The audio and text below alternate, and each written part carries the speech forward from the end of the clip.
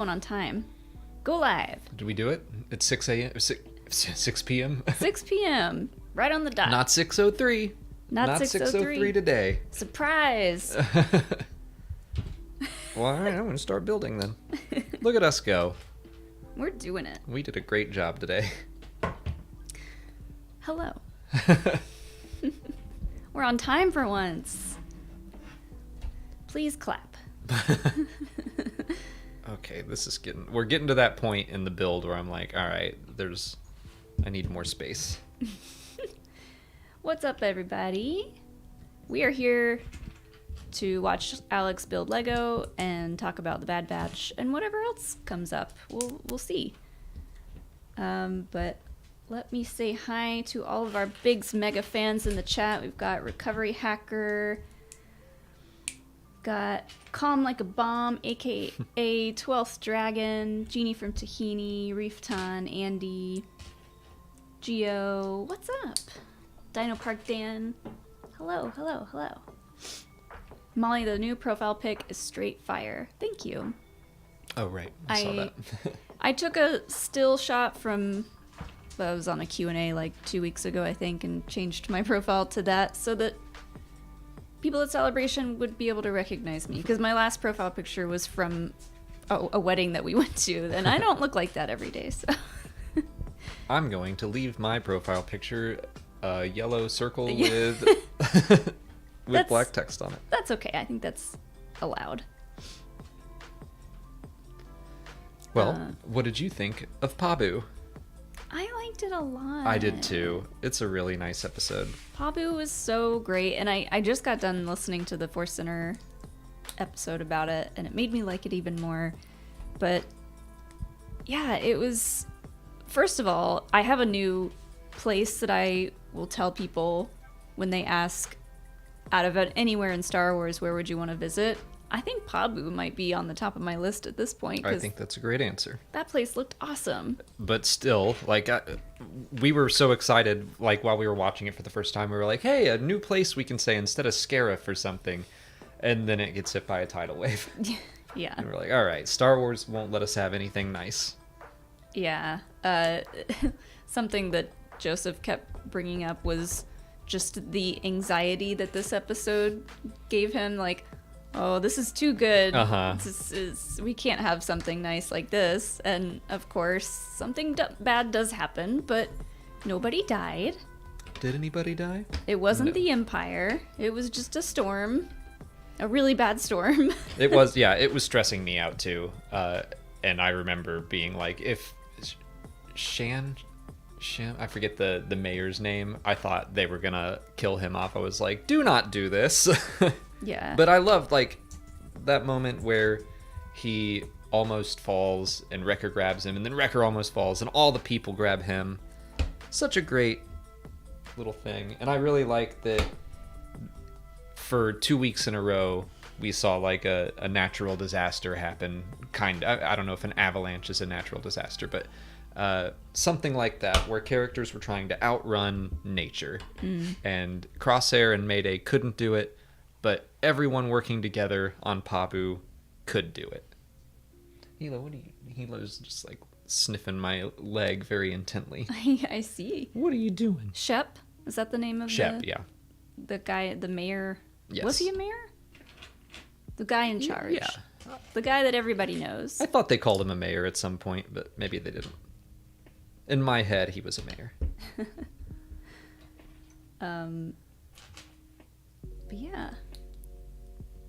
Also, yeah, just that, it was such a, I could have seen people, throwing out the filler word on that episode, and again, apparently people were saying that about The Mandalorian. I didn't see it on Twitter because I guess we just have our timelines curated correctly, but I didn't see anyone saying anything negative about Pabu, and I'm like, yeah, it was a beautiful episode. Yeah, same. I saw mostly people talking about The Mandalorian, and anything I did see about The Bad Batch was very positive. And we talked about it a little bit yesterday on stream, that we kind of liked this one a little better. I think I did. It's always hard because the day of versus the next day versus the next day, I feel like my answers change as I sit with the episode for a little while longer. But yeah, this one was just it's so nice to see the Batch and Omega just be able to relax for a minute. They deserved a break. And have it not be in the ship. You know, they're not on their way to or from a mission. They're just chilling. They're just hanging out, experiencing what real life could be like. Like, even though there was a natural disaster, they were there. They had a purpose. They saved lives. Like, it all just felt like, hey, this feels good. This feels like what you're supposed to be doing. Yeah. And I love that Wrecker was full for once, because he, for the past couple episodes, has had a very distinct point of saying, I hate this place, I'm hungry, I'm tired, blah, blah, blah. And so for him to say, I love this place very clearly and bluntly, and also make it a point to tell everyone that I'm actually full. Yeah. And then Tech saying, I will note down the date and time. Which is like, it's hard to tell if he was being sarcastic or not, or if he was actually like, no, I'm gonna. That's a good point. Was Tech making a joke? Did Tech tell it? Has he told any jokes throughout this series? I can't remember. It did seem like a very brother thing to do, like just to make a joke about it. But he also did seem like he did write it down. Like, yeah. Woo. Whoops. Uh-oh. Don't eat that. Hello. Don't eat the Lego. And this was such a great episode for Tech too, because we find out that maybe the nickname that Fee gave him of Brown Eyes, maybe it's a little more than just a friendly nickname. Oh yeah, she's been flirting with him the whole time, but he actually seemed to flirt back a little bit. I don't know if flirt's the right word, but he responded. Yeah. So, and I love that. I love all the stuff that we're getting for Tech in this season. The racing episode, the moment between Tech and Omega in that cave, and now this, like, he's so much more than like the super smart nerd. You know, he's got a lot more to offer. Yeah, it reminds me of the episode about Zeb in Star Wars Rebels, where he's feeling like, am I just the muscle? Is that my whole identity? And he learns to value himself outside of just being the strong one. Yeah. And I loved the sushi that they had there to eat. It looked like sushi. Well, it makes sense. They're on an island, so they should be getting fish. Another reason why I would definitely love it there. Fresh fish. Come on. What's better than that? And then Omega had a kid to play with. Someone who, what did they say, doesn't share her DNA. Yeah. Oh, I really did like that aspect of Fee, just pointing that out and being like, she is a great little soldier. Don't you think she needs some social skills? And like, it makes perfect sense that, you know, they're just doing their best as parents. They're raising Omega the way they were raised. They just had each other growing up, and from birth it was like, you are going to be soldiers. So they're like, isn't this how you raise a child? You just train them to be a soldier. Which they should know that shouldn't be the case, because now that they are not supposed to be soldiers anymore, like, they're being phased out, they're like, what do we do? So they should know better, but they're learning. Anywho, let's get into some of these super chats. First one up here is from Leftist Hominid. Thank you so much. Like Yoda, Alex should read. I don't think he's going to. We're not doing. Read it out. We'll see how hard it is. We're not doing the Yoda voice. Sorry.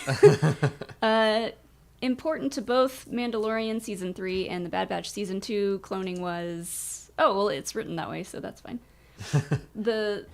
The reason why both air together is this him, his, he, what? Okay, cloning is a part of both. Cloning was a part of both. So is there a reason that they're... Is that why they aired together? Gotcha. I don't think so. I think it just worked out that way. Okay, I'll throw in a worked out that way. It did. We can't help it. We gotta throw a little Yoda in And there. I have to start with like that's how you get into Yoda voice. Yeah. No, I genuinely do think that if they were always gonna air them at the same time, they wouldn't have announced a September start date back in May or June of last year. Whenever it was May for Celebration, right? I think it was end of May. Yes. But I do think it worked out well that Bad Batch airing after Andor. I'm just like seeing how well Bad Batch builds off of Andor. Although I would have said Andor's building really well off of Bad Batch. Honestly, the original plan was for them to be airing at the same time. So that would have made a lot of sense too. Yeah. To me, that made more sense, but I think the cloning stuff is working out as well. It'll be interesting to see if we get a Tantus episode, like maybe the finale is at Tantus, but also that week the Mandalorian will go to Mount Tantus or something and see it in ruins, or that'd be interesting. Although that would be a bit of a spoiler, I guess, to be like, and then Mount Tantus explodes, and then we watch the Bad Batch and we're like, oh, okay. Yeah. But it was interesting that they both had a lot of similarities. Darth Nicholas has the next one here. How's your Mandoa coming along, Alex? I have not begun learning yet. Do you know any at this point? Not at all. I can... Oh, no, I can't. I can slowly translate some of the written stuff, but that's far worse than my Arabesh. I definitely would have to pull up like an online guide. Yeah. Did I do that right? I did. But I'm pretty good at Arabesh now. It took a while, but I can read just about anything. I still have to like fill in the blanks for some letters here or there. It's nice because you can pretty much tell whenever there's an E there because it's like 3 lines. Right? The E, the A. The E is like a VT kind of thing. Is that? I thought the E was like... The 3 lines like that, that's an H, I think. Oh, well, that's how much I know. But I feel like I can pick a few letters out enough to be able to read some stuff. Like, not as fast as you, but... I wouldn't even say I read it fast. Like, usually if things pop up on screen and, like, just go by, I'm like, oh, missed that. I'll have to pause it later. Yeah. But we'll work on that. I think I was proud of myself that I was able to read Gate B, I think, when they're going under the subway thing in The Mandalorian. Uh-huh. I was like, Gate B, got it.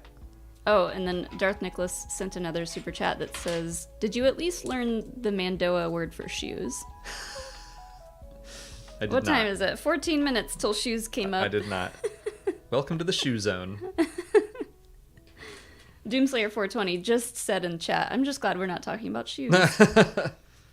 Well, buckle up. That's what you get. You doomed us all. Lace up. Shoe talk. Hilo's leaving. Hilo's like, He's like, nope, not enough." again. I'm out of here. But no, we don't know the Mandoa word for shoes. Sorry. There is no word in Mandoa for shoe. Brian Ferreira, thank you so much for the super chat. Bummed about Willow being canceled. Yeah. I am too. I'm like really bummed. The way that show ended set it up perfectly for at least a second season. I mean, I think they were doing it like, look, 3 volumes, this is the plan.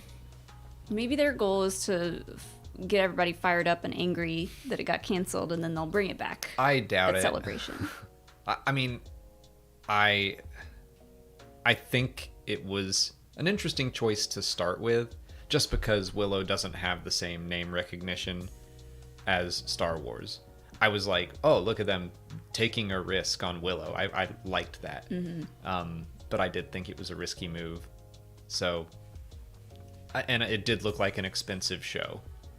So I was kind of wondering. I didn't think they were going to make an announcement. I guess just Deadline reported it, but when they were saying we're going to focus on Star Wars and Marvel, and we're going to pull back production on some of these shows and really focus on quality over quantity, I was like, I wonder if that is bad news for Willow. I'm so bummed. Because, like, when we first started the show, I was kind of like, it's all right. I like it. And then my interest kind of, like, went in and out. And then at the very end, I was, like, super into it. So I'm bummed about that. But maybe, they'll put out a book or a comic or something to carry on the story. I think that is likely. I think that they're just like Star Wars and, let's say, Solo, which they, like, Bob Iger still kind of brings up Solo every once in a while. And I'm like, that wasn't Solo's fault. Yeah. But if those storylines get dropped, we can see, like, Kira popping up in the comics, and she's getting a novel, and there's always different avenues to continue the story. But, yeah. It is a bummer. Such a bummer. I just, like, loved seeing Warwick being Willow again and being, like, in the starring role, and he's just a great performer. He was hilarious in that behind the scenes thing. I like that aspect of him, and he's always willing to poke fun at himself. Yeah. He like pretended to be this huge drama queen on set, and it was so good. That's very if you haven't much watched his character, I guess. Even if you haven't seen the show, like, I would watch that little Hilo behind the scenes special. I think it's only like half an hour. Oh yeah, it was short. It's really funny. I hope, because I like all the cast too. I hope, his name's evading me. The guy that played Borman, I would love him in Star Wars. Like, put him as a Hondo Ohnaka pirate type character. Perfect. Like, I could easily see him coming into that universe. Make it happen. Especially now that it's canceled. You need something to do. Eric Bruno, thanks for the next super chat. Where they landed on Pabu reminded me of where Vader landed on Kashyyyk in The Force Unleashed. That's the start of the game. I've never played it, so I don't know. I guess it's just like a kind of natural looking landing pad. It's been a while. The last time I played it was on the channel, and that was years ago. I don't remember specifically the landing platform, but he just, like, lands and then kind of marches through Kashyyyk and kills a bunch of Wookiees. And by him, I mean the player. I don't want to curse Pabu by talking about or thinking about Vader being there. Landing there. They said it was fairly safe from the Empire, which I don't know how or what that means exactly, but I'll believe it, I guess. Said something about it not having resources the Empire needs or wants. It's like, yeah, for now. Yeah. Eventually, they're going to want sushi.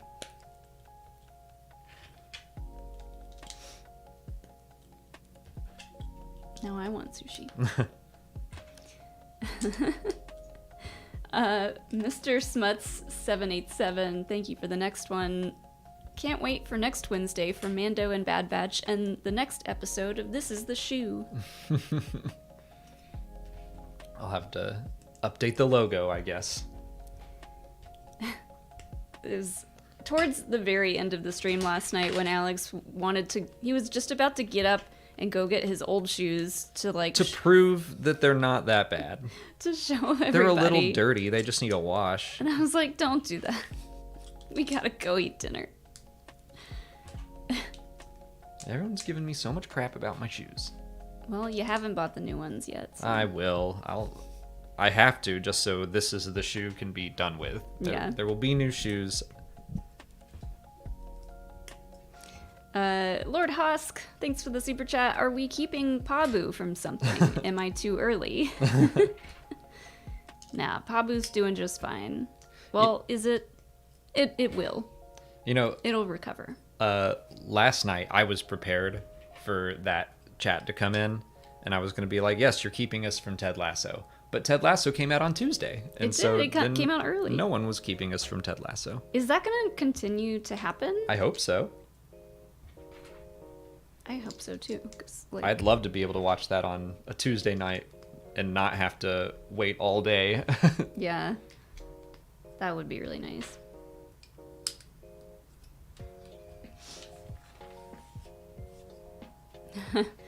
Oh, we should have brought this one up too earlier.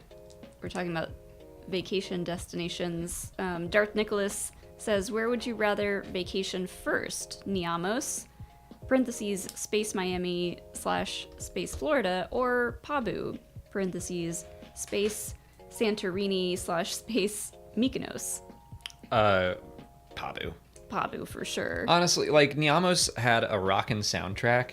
It didn't look that great. It did like, not. It looks dirty, kind of like a Myrtle Beach in the middle of summer vibe, where it's just dirty and gross, and you don't want to touch it. Everything is sticky, and you don't know why. So yeah, Pabu looked way better. Yeah. Oh, Lord Hosk in chat said, our pupper had a vet visit and was really sick yesterday, so I was taking care of him. Oh, well, You did not let us down. No, I hope your pupper's okay. Yeah, I hope everything's okay now.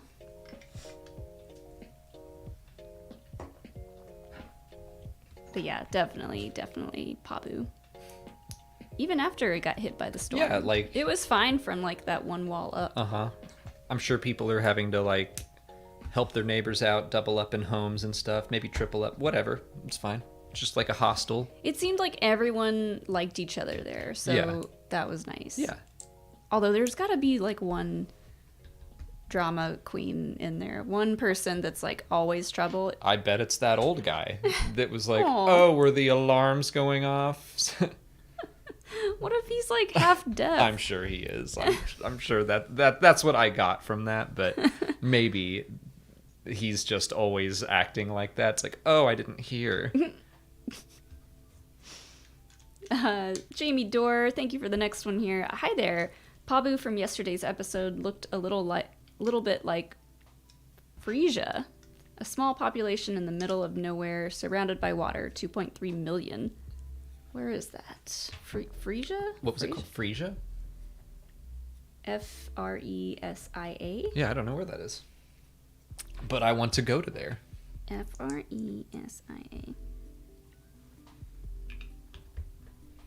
Did I type that in? Fresia. That it's coming up as a flower for me.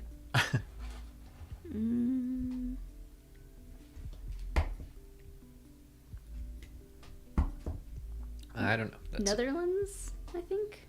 So it's Darth Nicholas. New location for me. Oh wait, it's a planet in Star Wars. Is it really? Yeah. Maybe that's what they were talking about.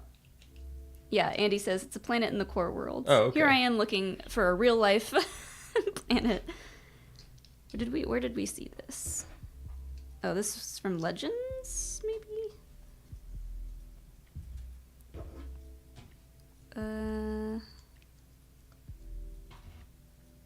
During the Clone Wars, it was represented by Seti Ashgad. Okay. I don't see any pictures. Oh, it's the Incom headquarters in Legends. Oh, cool. Whatever that means. They made the X-Wing. Ah. And the T-16 Skyhopper, stuff like that. Gotcha. Interesting. I did not know that.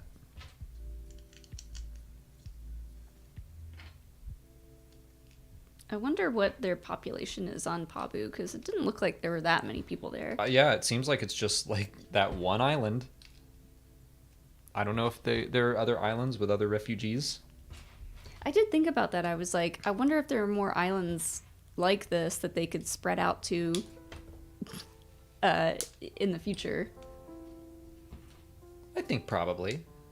like if your theory comes true, if the clones, like all clone kind, just decides to settle there. Yeah, that was something I thought of, like, the very first time we watched this episode. I was like, oh, well, first of all, now they need help rebuilding half of their island, right? So why not bring a bunch of clones there? They need something to do. I bet they'd be really helpful, so I would like to see that happen. Padfoot 1979 has the next super chat here.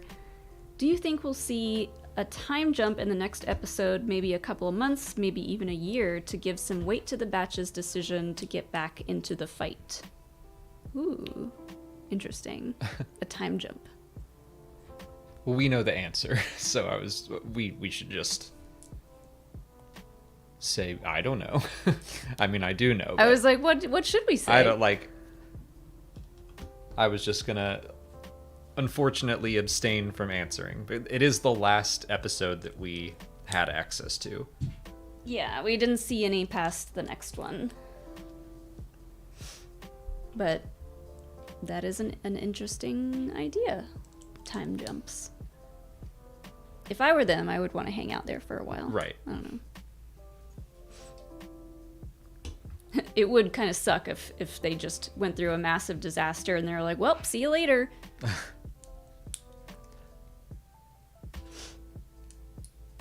But yeah, sorry we can't really go more into I almost tried to say something one. and I was like, nope, shouldn't say that. Yeah. I'm more afraid of saying something I shouldn't. Same. I feel like I should have rewatched the episode today just to make double sure that I don't spill any beans about the next one. Trapped Llama, thanks for the next super chat. Love y'all and y'all's content. I think this episode was actually really enjoyable. It was great. Thank you. Thank you for the kind words, and thanks for agreeing with us that this episode was great. And then, hey, the SSW network came in. I don't know if they're still in the chat, but thanks for the super chat. Next week is called Tipping Point. Could have called this one that.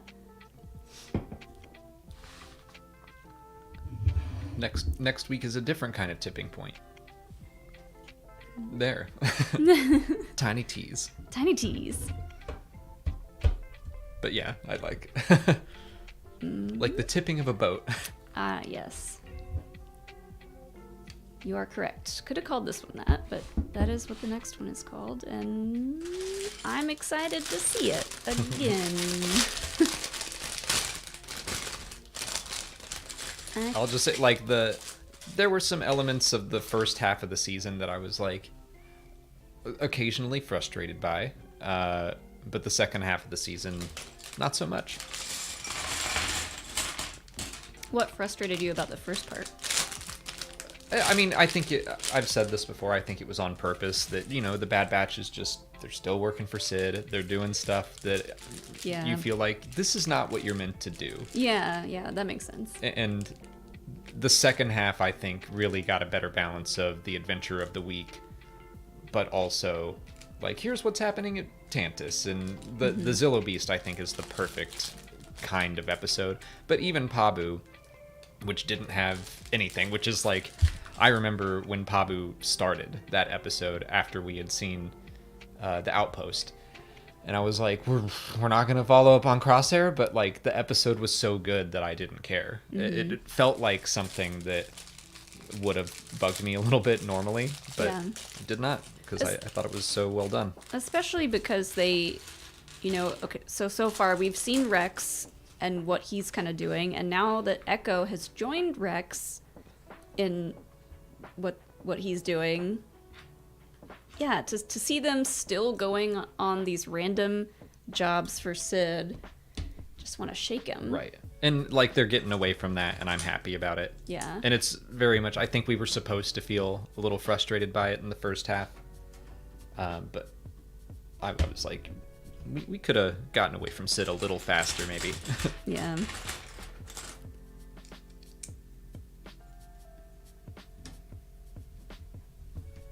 Eric Bruno, thank you for the next one here.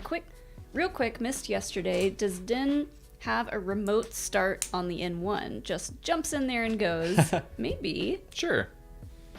There's so much about Star Wars ships that we don't know how they work or anything for that matter. We don't know if Grogu has full control of his little pram now, or if it's just like got a tiny joystick inside, like an emergency control kind of thing. But I would assume so, yeah. Yeah, I mean, it needs whatever it needs. If it's a remote start, whatever it needs to like get the action up and going. They're not gonna go in it. Like, we did see him though fiddle with his gauntlet, like as he was falling.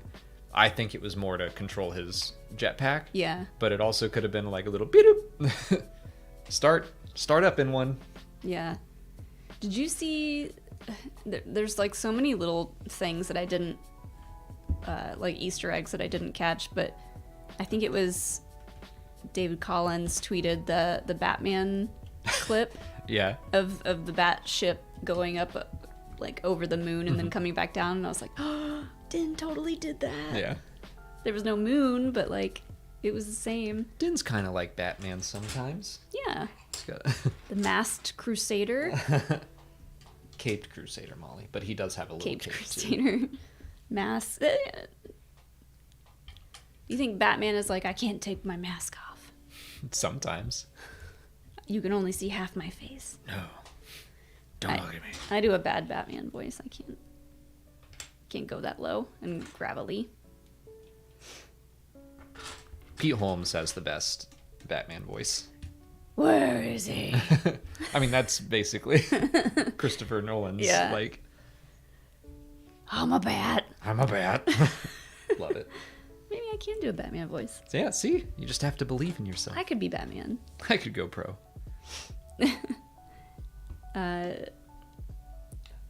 Daryl Cooper, thank you for the next super chat. Maybe Sid rats out the batch to the Empire. Ooh, that would suck. Maybe. Yeah, a lot of people are like, okay, when is Sid going to betray them? It definitely seems like we are building to that they've been warned that she's not very trustworthy, and she's proving Malegi right. So at what point is that going to come to a head? She's going to, I think, have that choice forced upon her. Someone, I mean, we've got Scorch out looking for them. So he could have heard that, like, oh, that a Marauder class, whatever, Havoc Marauder, I forget what actual class of ship that is, but it's like, oh, someone saw one coming in and out of this port a lot on Ord Mantell. So he might make his way over there, and then we'll see what Sid does. And we got that bit from Malegi, was that his name? We got that bit from him, like, oh, don't trust her. So that definitely felt like a warning, but they also took the time to like show Sid wanting to change. Right, in that episode. Yeah. But back then I remember saying in a stream, like, maybe they're showing that just to teach Omega the lesson that sometimes people just don't change for the better. Maybe they just keep getting worse. I still have hopes for Sid. I think that she will do the right thing eventually. She hasn't done anything like terrible yet. You know, she left them on that planet, I forget, with the mine and everything. She left them there. That was bad, but it wasn't like ratting you out to the Empire bad. So I still think she is redeemable, and I agree that if they're gonna take the time to show that scene where she's like, I might surprise you, it's like, okay, well, you better. Yeah, we're waiting. John S., thank you for the next super chat. Howdy. What questions from the sequel trilogy do you most want answered? Oh boy. Just in general? Where do I start? Gosh, yeah. Is Finn Force sensitive? Oh, he definitely is.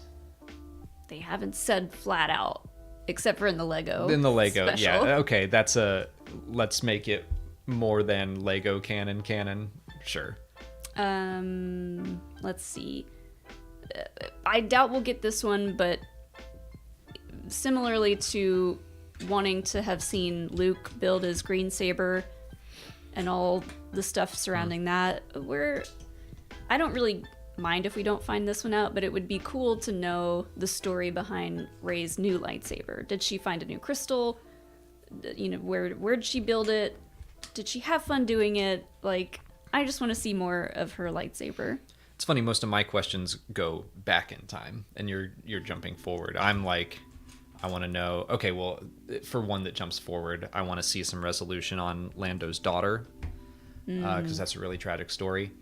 But I'm more looking for more clarification on, like, the Sith Eternal, the First Order, their relationship to each other.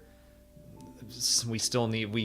We know that Palpatine made Snoke, and it looks like he literally did. Oh, yeah. But, like, was he a meat puppet? Was he his own person, just kind of, like, set out into the galaxy with, like, a purpose instilled in him? I just would like some more answers on Snoke. More about the New Republic, but we're starting to get that. What else?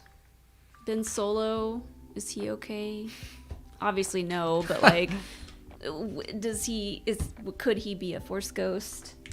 Can we go back in time and keep him alive? If we want to go into don't bring up the World Between Worlds, but I wasn't gonna. You knew what you were doing.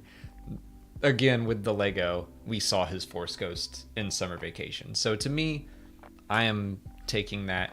Also, the fact that his body disappeared, I'm like, okay, he became one with the Force and has the ability to be a Force ghost. That to me is enough to know that. Yeah, I like what you said about the Sith Eternal and like Exegol and all that. Like, it'd be cool to know more about that. Those are the bigger things that, like, just kind of baffle me of like, wait, where did this all come from? Exegol I get, but you're like, you had all these Star Destroyers, and they're kind of getting into that in the Vader comics, and they're starting to answer my questions. It's more, and every Star Wars movie does this, by the way, of just like, here's a new concept, and we'll teach you more about it in a book later. Oh, Sam Rogers in chat said, I would like to know more about Leia's Jedi training with Luke. That's a great one. That's a very good one. I do think that... Okay, I actually have a theory about what's coming in the Star Wars comics, because Crimson Reign, right, that's what's out right now. There's been a through line of two people, they're cloaked, they're hooded in darkness, you can't see their faces, and they're listening to this story told by the archivist, and it's all about Kira's rise and fall. And from the start, it's like, this is a tragedy. Like, it's not going to end well. So they're kind of watching this through not a holocron, but something similar. And they're commenting on the story as it goes. And the more issues we get, the more I'm like, I think that's Luke and Leia. I think it's the two of them. It just sounds like conversations they would have. The archivist said something about the Sith like eating their young or something like that in a metaphorical sense. But then the two characters were like, oh, that makes you think about Vader or something like that. As in, like, they would be Vader's young. So I'm wondering if that scene is from after Return of the Jedi, like during her training, and the comics might, once they catch up to Return of the Jedi, we might jump into Luke and Leia doing Jedi training stuff. I think that would be great. The Real Red 5 says, what comic is that? Crimson Reign. It's by Charles Soule. It's kind of the main comic event going on right now. You have Crimson Reign, the main Star Wars comic, Dr. Aphra, Bounty Hunters, Darth Vader, and they all kind of center... Crimson Reign is the center of their storylines right now. Isn't there also, like, some weird device? You were telling me about that. The Fermata cage. Yeah. Yeah. Do we know more about that? They're teasing that out as well. There's like Kira claims that there is a Sith trapped inside it, kind of like a spirit trapped in space and Like time. Darth Momin, kind of. Yeah, but the cage was made by him, Oh. apparently. So yeah, so they're gonna try to activate it and release this Sith into the galaxy, basically to just cause chaos for Vader and Palpatine, and hopefully Why kill is them. that a good idea? Well, now they're kind of teasing that maybe it's all a trap and there's not a Sith in there, but instead they can trap Palpatine and Vader in it. It's like the magic lamp Yeah, in Aladdin. Kinda, yeah. and the bad evil red genie. Jafar.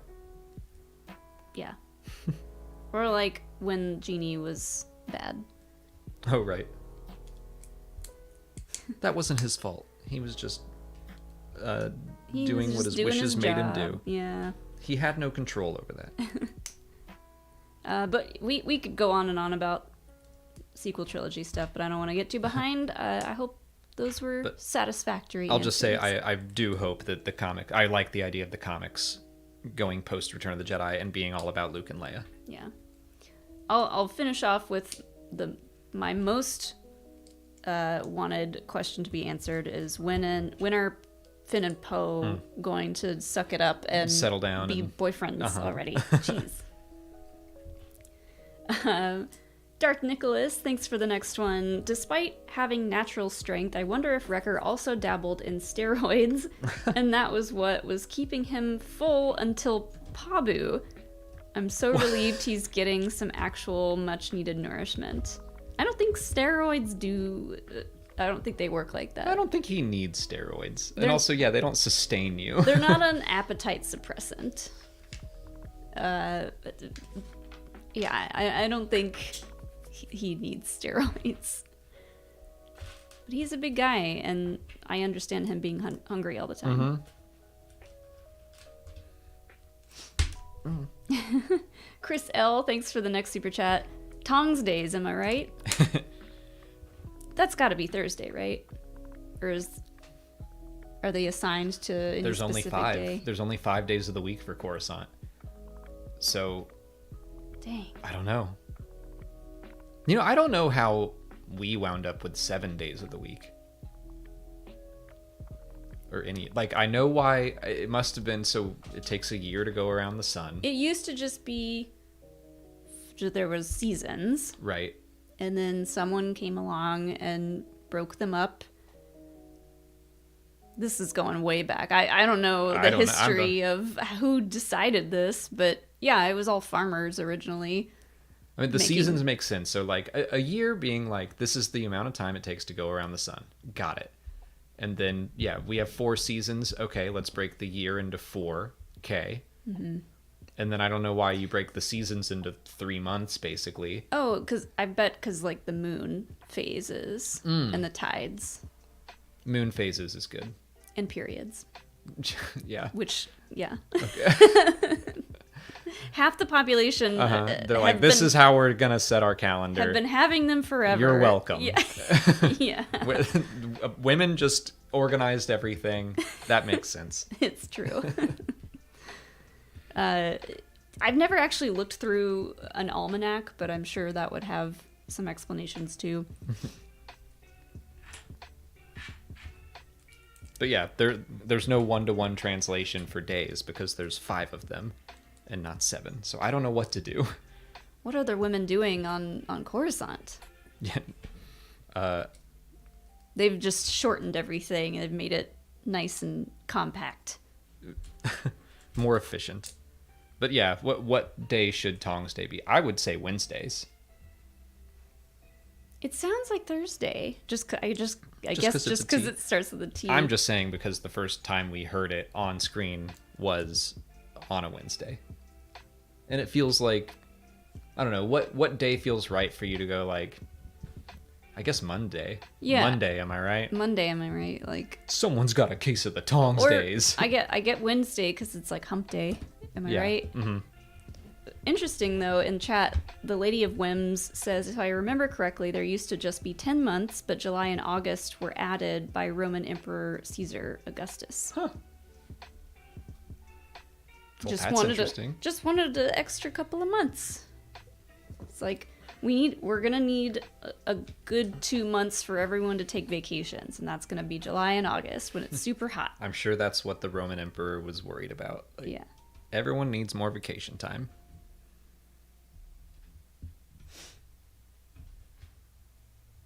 Dragonus Prime, thanks for the next super chat.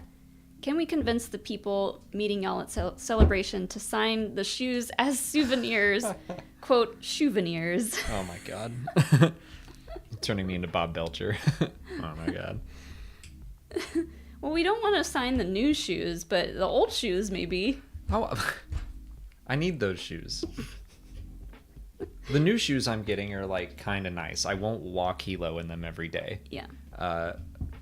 So I still need my old shoes. But now, I mean, if they're just going to be your old shoes, they could be covered in signatures. Yeah, but just sign my own shoes? That's weird. No, have other people Oh, other sign. people sign my shoes? Oh, okay, I'm all right with that. Get one of those metallic silver or gold Sharpies. Okay, yeah. I can't promise that we'll remember to bring one of those. But if you have, I've got some. I'm saying if we remember to bring them. But if you come up with a gold or silver Sharpie and I'm wearing the dirty shoes, you can sign them. Everybody's going to be taking pictures of just Alex's feet and them.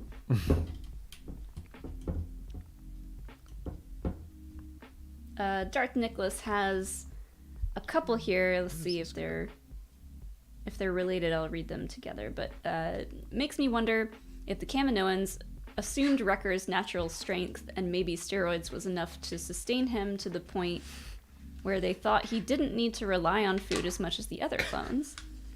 I think he's just hungry all the time. Yeah, I mean, anyone that big and strong has a pretty fast metabolism, I would assume. Agreed, yeah. He's got to sustain all those muscles. He's got to hit his protein quota every day.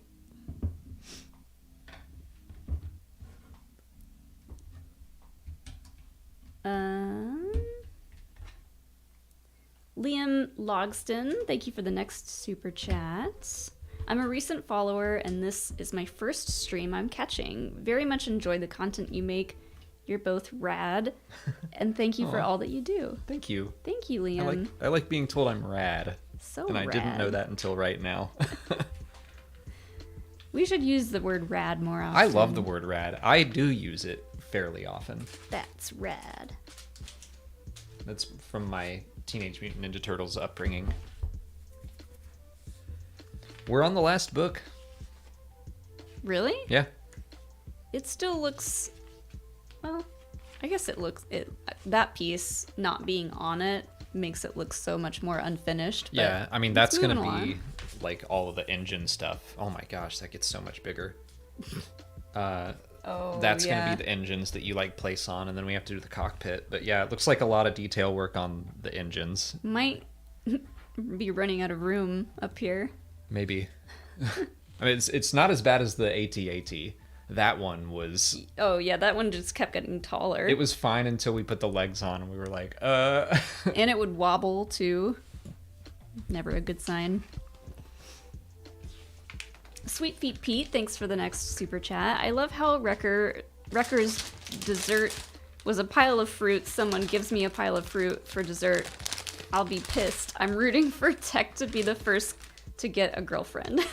I had the same thought. I was like, Shep, that's not dessert. That's more food. That's more nourishing food. I mean... It's got sugar in it, so... They're living off rations for the most part, so they get a pile of fruit put in front of them, they're going to be pretty psyched. Any amount of sugar that they can get at this point is going to be very exciting. I'm just saying, if I were Shep and I presented them with fruit, I would have been like, I hope you saved room for more food or like third course. I would not be like, and here's dessert. I love fruit, so Yeah, fruit's great. I'm not trying to bash fruit. It's not dessert unless it's covered in chocolate. And even then, like, I want ice cream. I've been eating a ton of kiwi, and Ice it's cream with delicious. strawberries on it, great. Banana split, great. I don't love a banana split. I'm just saying, fruit is an accessory to dessert. It is not dessert itself.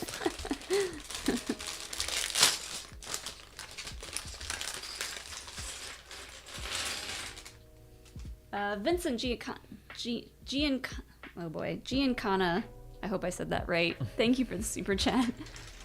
With the news of a Celebration exclusive comic of everyone's favorite character, what are the chances of Jackson appearing IRL? Okay. Hashtag live action Jackson.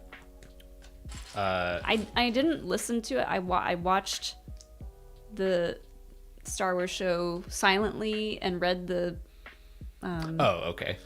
read the captions because I was at the dentist when I was watching it. Okay. So what is there, like a Jackson comic coming? Yeah, I think it's a Hyperspace Adventures one-shot. I didn't know it was a Celebration exclusive. And of course it's written by Cavan Scott. Who else would it be written by? What are the chances of seeing him in live action? I mean, no worse than... If you had asked me before season 2 of The Mandalorian, who had a better shot, Cobb Vanth or Jackson, I probably would have said Jackson. Yeah. I think he's a slightly better known character, or was at the time. He's become a lot of people's Glup-Shido. And he's just kind of... He has a level of notoriety. Where I remember when they rebooted Marvel Comics. Marvel got Star Wars back, and one of the variant covers for issue number 1 was like Uncle Buck, if you've seen that poster, where everyone's on one side of the door keeping Uncle Buck out. Mm-hmm. And Jackson, it was like Luke and Leia and Han and all the Star Wars characters keeping Jackson out. And it was like actively excluding him from the new comics. Like that's what the cover implied to me.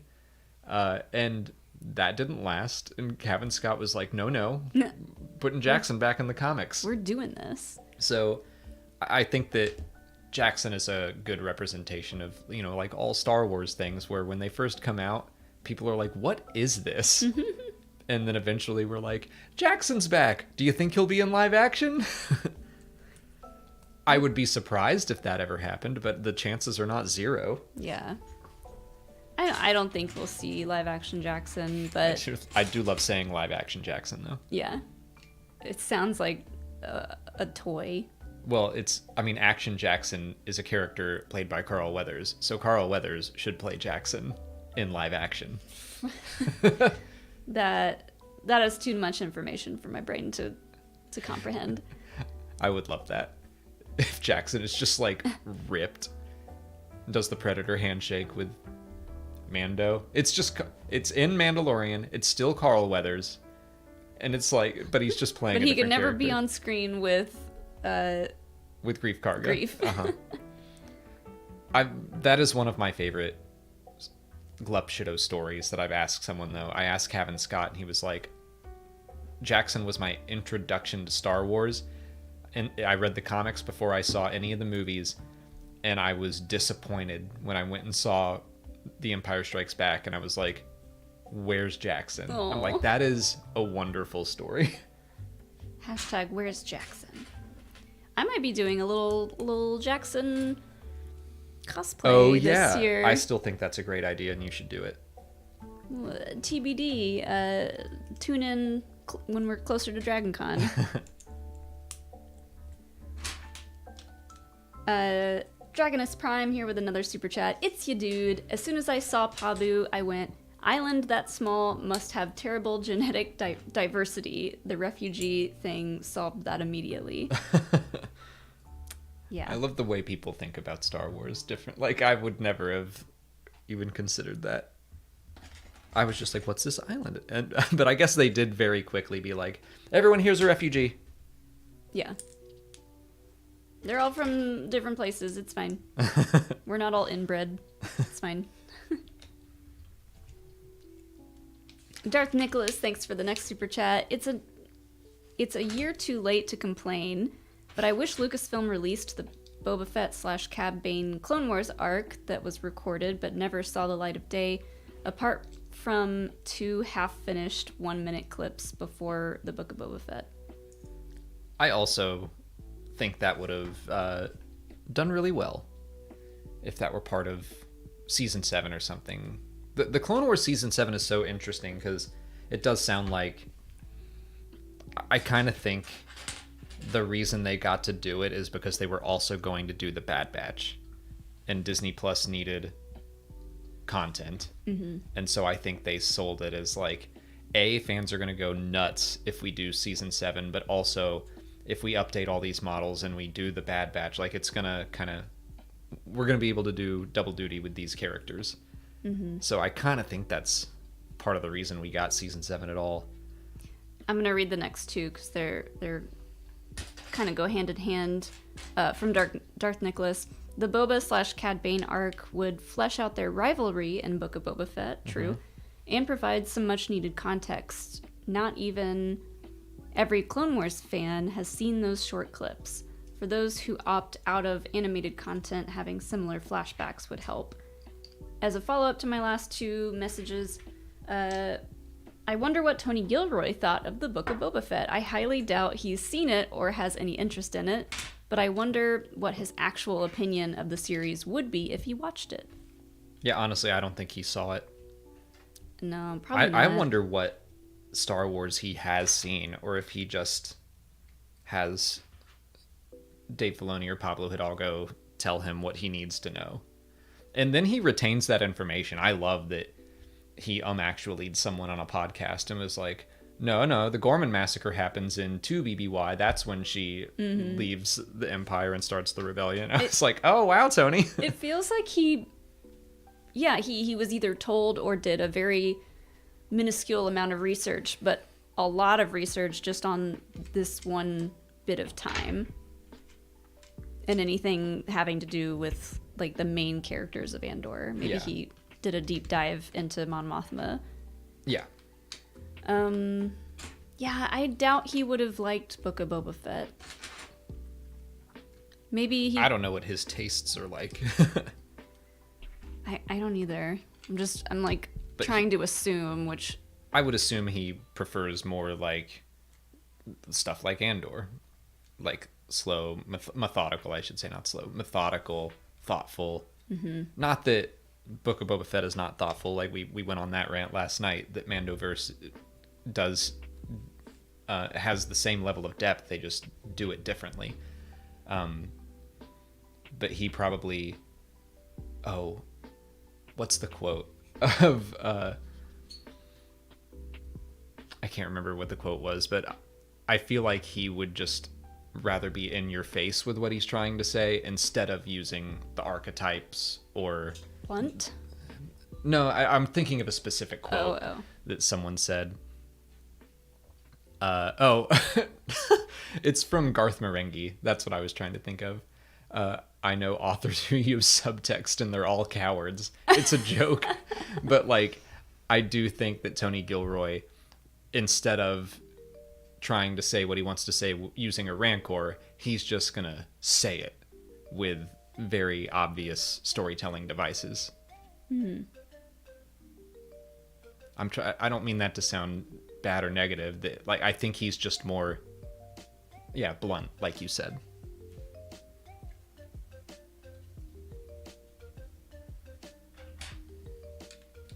Sorry. I don't know. I would like to assume that he liked the mods and nothing else. I would think that's funny. I'm interested to see, like, I don't know.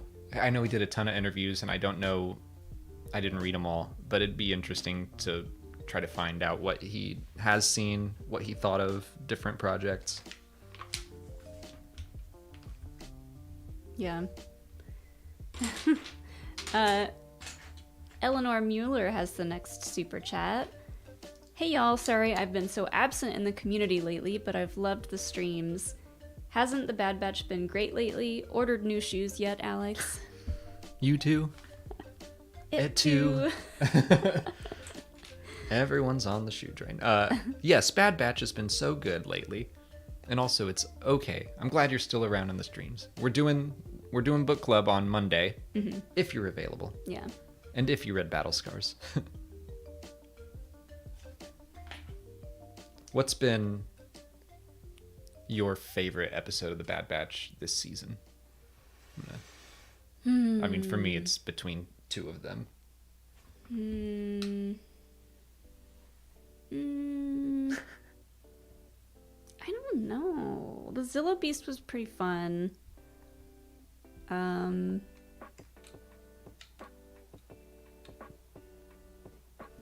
Crosshair one was good. It might be this one. It might be a toss-up between this one Really? and the... Wow, okay. This one and the tech racing one. Wow, okay.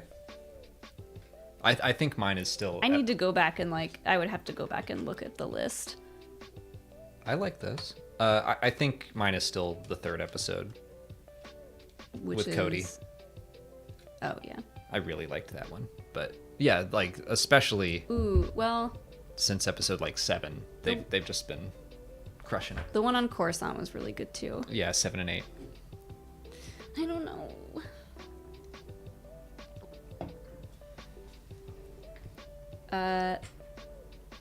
Maxim Bortnowski, thank you for the next super chat. Ted Lasso episodes get released at 9 p.m. Eastern on Tuesdays. Also, Major Palpatine vibes from Rupert and his office window. I said the same thing. Reminded me of episode 6. Yeah, did you see that? I think it was Variety. I quote tweeted it, but they wrote about how similar it was to Star Wars and other things. But yeah. Well, I'm planning on doing especially since this is supposedly still the last season of the show. I want to do a why Ted Lasso is a great Star Wars story video, like I did with RRR and Top Gun, and The Last of Us coming out on Sunday. But I want to do one for Ted Lasso. Yeah. And I mean, they clearly have a love for Star Wars. They've made Star Wars jokes throughout the series, and I think that Rupert in his black office with the round window and I was like, that's Emperor Palpatine's office. Absolutely, 100%. And he was in all black. Yeah. He's so obviously the evil guy. Tempting Nate to the dark side. Yeah, be mean. Be bad. I hate Nate. And I don't think I will ever forgive him for being such a little twat. I'm sorry I said that, but that's what he is. And he's just being... He's being Nate. I guess and I don't like it at all. I should say I'm going to wait and see how this season ends and see if Nate finds redemption or not, because I think that's part of the Star Wars-iness of it all. You say that every time about every character, I hope they're not redeemed. He needs to go find a new life, a new job. He is the worst. Sorry.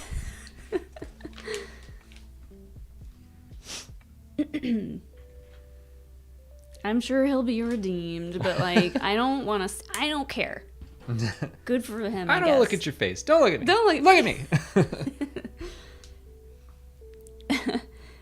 Lindsay Brown, thank you for the next super chat. Missed the stream yesterday. Loved comparing and contrasting the Empire's treatment of the clones and the New Republic's treatment of the ex-imps.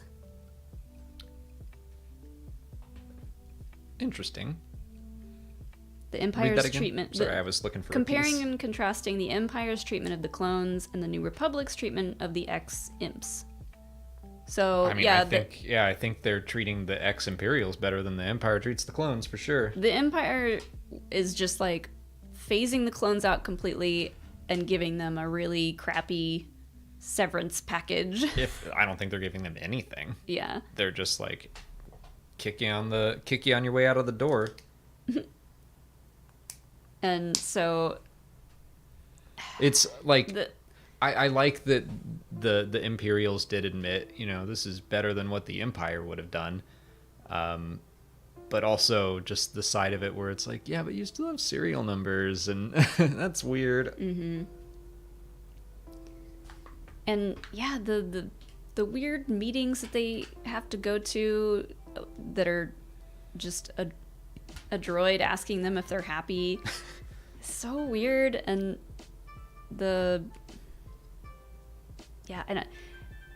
it's hard to tell if the New Republic is actually like thinking that they're doing the absolute right thing here.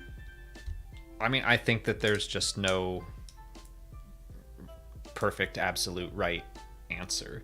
Yeah. I mean, like the video that's coming out tomorrow, I shot it today, is all about how it was tough, and you can draw a line basically from Aftermath through Victory's Price, the Alphabet Squadron trilogy, to Last Shot to now, where I'm like, this all tracks, it all makes sense, and they were just in a lose-lose situation. Mm-hmm. And I think that's kind of what they're trying to say, is that if fascists take over, it's not just I think Mon Mothma wanted it to be like, and we'll go back to normal. We'll go back to the way things were before. And it's like, nope, it doesn't work that way. Yeah. I love that they made it a point to show how the New Republic is showboating what they've done. Like that whole...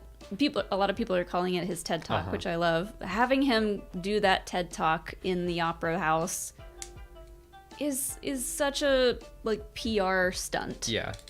They're just like, oh, look what we've done for this poor ex-imperial scientist. Aren't we the best? Yeah. High five, myself. Everyone's like, we're so glad you're on our side now. And it's like, yeah, but he's just in data management. Like, he's not doing any of his science that they made it a point to talk about in his TED Talk. He's just a pencil pusher. He's basically Cyril Karn now. Yeah. Oh, and Lindsay sent another super chat in and said, poor Pershing, you could hear him pleading his case when he was saying the imp equipment could be used for good. The end with the Mind Flayer shows why the New Republic needs to retire the old equipment. That's such a great point, and I didn't think about that. That he's like, why can't I use that equipment for my assignment? Like, above board, you see what I'm doing. I'm using my skills for the New Republic. And they're like, no, we can't use Imperial equipment. But except for this Mind Flayer. Yeah. Like, wow. And that's literally what they are saying that they're doing with that equipment, right? They're like, oh, it's been I forget what they call it, but it's different now, and it's in low doses. You know, it's been shown to work great. Even I've had it done. It's actually quite soothing. It's like, yeah, that was the first, and I saw a lot of people saying this too, but when we were watching, I was like, if it's not a torture device, why do you still have the dial go up to torture settings? Yeah. They're like, no, we don't want to totally, you know, we might need it. And it's like, so frustrating. That was my least favorite part of the episode. It's what it wanted me to feel, but I just don't like being so frustrated by the New Republic. And I know we're supposed to. Yeah. But I don't like it. I want to point out that Maddie Gunner said that my accents are getting better. Which accent was that? Was that just Coruscanti? Snooty rich person. Yeah, I guess. I don't know.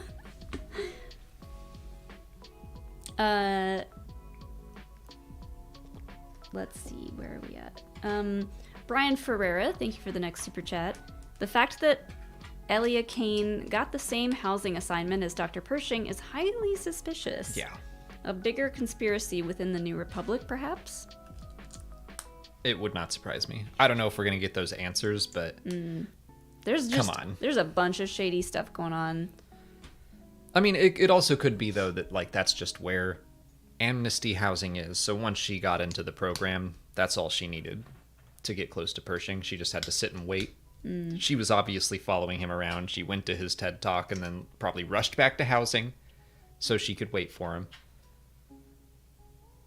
But yeah, I would not be surprised if there's something rotten in the New Republic somewhere. There always is, like, kind of a rotten core to any government. Yeah, it's always and it's a constant, susceptible. It's a constant struggle of balance of, like, people in government that actually want to do good and people in government who are just taking advantage of everything and using their power for bad stuff. And like it's always there. It's like the dark side and the light side. You just got to find a balance and hope that the bad people don't get too much power, which Obi-Wan told Anakin, like, oh, politicians, be wary of them.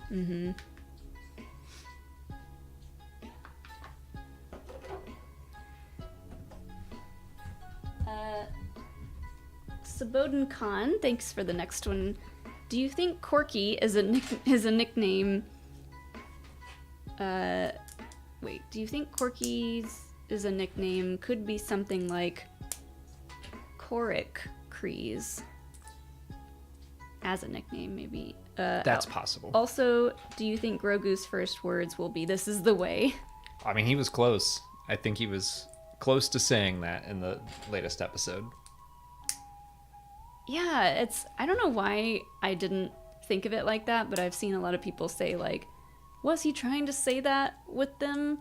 I think so. Which I also, in the moment, did not think of it that way, but they both said it, and then he starts gurgling. Like, I think that's what he was trying to do. It's safe to say, but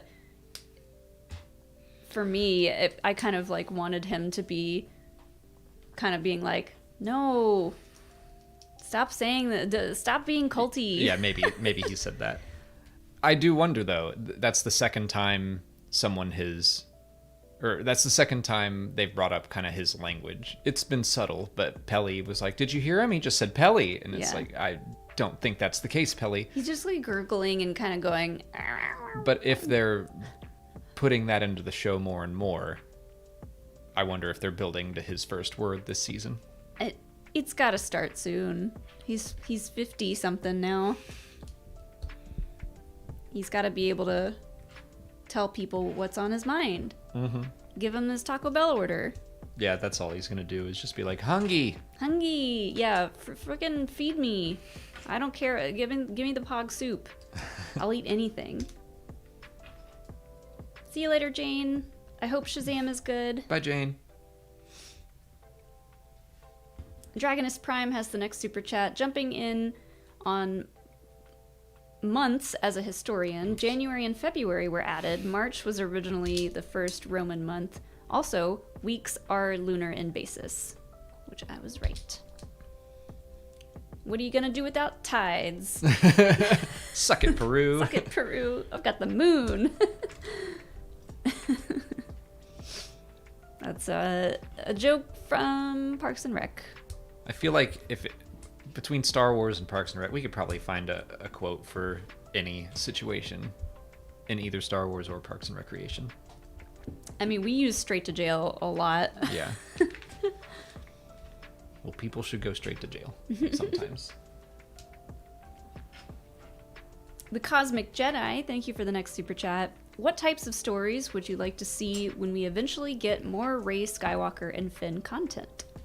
Oh boy. I want to see if Rey writes her own new Jedi code, and it's not like necessarily a code, it's more like a guideline. Not to quote Pirates. But I want to see what her plan is to continue the Jedi period. I kind of want to, I want to see her figure that out. I would have liked to see Luke figure that out as well, and we're kind of getting that in the comics, but mostly I just want to see them together. I want to see Finn as a Force user, and not just hinted at, and not in a Lego form, but he is there. Like, that is one of my favorite parts of that Lego summer vacation, when Obi-Wan shows up as a Force ghost, and he's like, hey, Finn, I sensed a Jedi in need. And he was like, oh, Rey is over there. And he's like, no, you, Finn. Like, just to very bluntly be like, you are a Jedi. And I really liked that. Yeah. So I want to see that realized as it should have been. I want to see Rey training Finn. I did something wrong. And I want to see, kind of similar to what Rex and company is doing right now in the Bad Batch. I want to see them go around and find more people like Janna, more members of the First Order that might want to be relocated and like be able to have a new life. I feel like Finn would really rally for something like that to happen. And also, unrelated to Rey and Finn, but I want to see Janna and Lando's adventures. Oh, is that what I did wrong? All right, that's fine. Chris L, thanks for the next super chat. I thought Bindu Day was Wednesday because it's in the middle. Oh, like the Bindu is not light, not dark in the middle. That like makes sense. Tongs Days, am I right, does feel very Monday. Like, Sure. Mondays. And I would like to make Somebody's Got a Case of the Tongs Days a thing. Yes. Jacob White, thank you for the next one. Hey, just wanted to say hi. I've been a fan since Star Wars Minute. Y'all are great. Thank you. Thanks for sticking around for so long. When did we go from Minute to Explained? 2016. Man, that was forever Yeah, ago. we were only Star Wars Minute for a year, I think. And then we... Is that right? That's right. We were like, oh no, a podcast already has that name. Oops.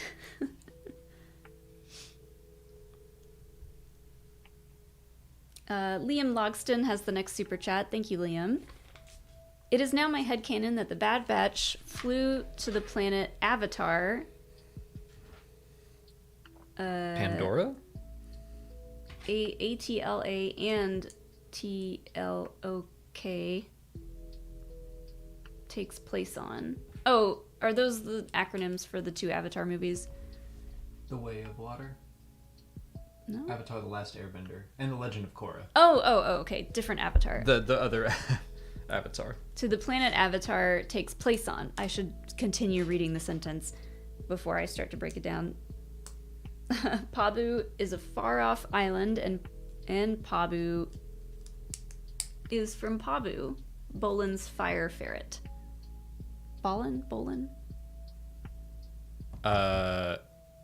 Bolin. We've only seen Korra once, but yeah, he was one of the Earthbenders. Wait, was he a firebender? Was Phoebe there? Was Phoebe there? Oh no, yeah, he's a firebender because he learns how to lava bend. I was thinking more of Moki. Is that Bolin was Bolin Bolin was Earth. His brother was fire, according to chat. Wait, but he had the fire ferret. Mako is fire. Right. Oh, okay. Pabu was Bolin's and pet. Magma is like earth Earth. bending. Okay. It's just real hot. It's just hot earth. We need to watch Korra again. I really liked 1, 3, and 4. 2 was a little weird. I Season liked 2. the weird stuff. Like when she goes to that weird place, Yeah. the spirit land or whatever. I loved all that. I thought that was a little, that was very Mortis. It was very stuff, Mortis, yeah. and that's why I liked it. That stuff always takes some getting used to for me, but then I bet if we watched it again, I'd like it more. Mm-hmm.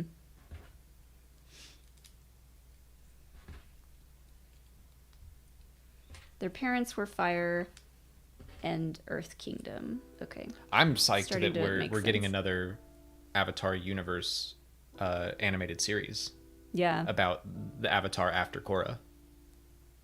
I am excited for that as well. And there's the I don't think, from what I've heard, I haven't watched a lot of them, but Netflix doesn't have the best track record for anime adaptations to live action. But I am very psyched for Paul Sun-Hyun Lee to play Uncle Iroh. Same. When they announced that casting, I was like, yes. Yes. That is perfect. You did it. You got me to watch at the very least for good old Paul. Good old ball. Calixto, thank you for the next one. Have you guys talked about Poker Face? I'd love to know what your thought of spoilers, the read it before you read it out loud. Is that a spoiler?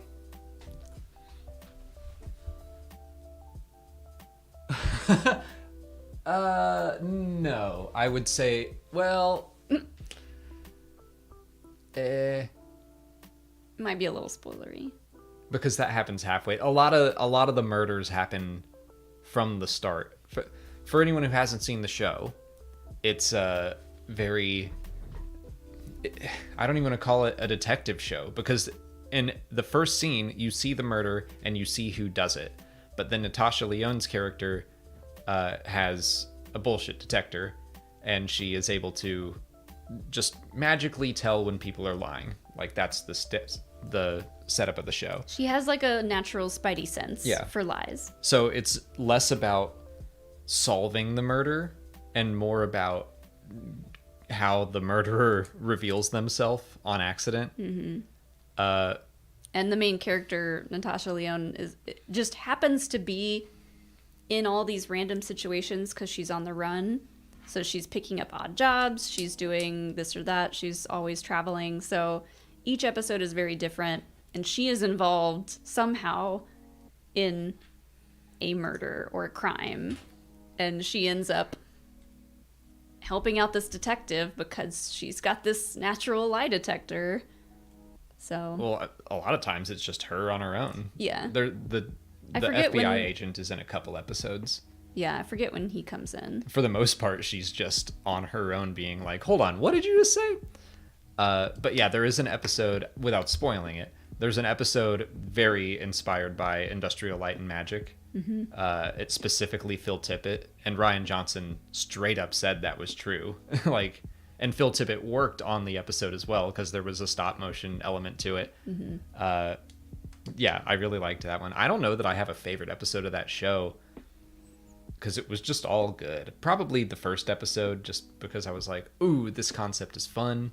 I loved the nursing home episode. That one was great. That was so funny. Honestly, I think they were all really good. And I loved the twist of that one the most, I think. The barbecue one just made me really want barbecue. Yeah. I liked all of them. This sounds like such a weird show for someone who doesn't know anything about it. The nursing home one, the barbecue one, the Phil Tippett one. Oh yeah, like each episode is very different because she's on the run and she stops in a new town every episode. So like it's super fun. Yeah. And it's fun to be like, instead of trying to figure out who done it, instead like we're talking to each other being like, oh, they're gonna reveal this piece of information accidentally, or like trying to figure out how they're gonna get caught instead. Mm-hmm. It's a fun twist on the whodunit genre. Yeah. Scotty Heron is 100% right in the chat. Says 341 watching and only 87 likes. We slacking.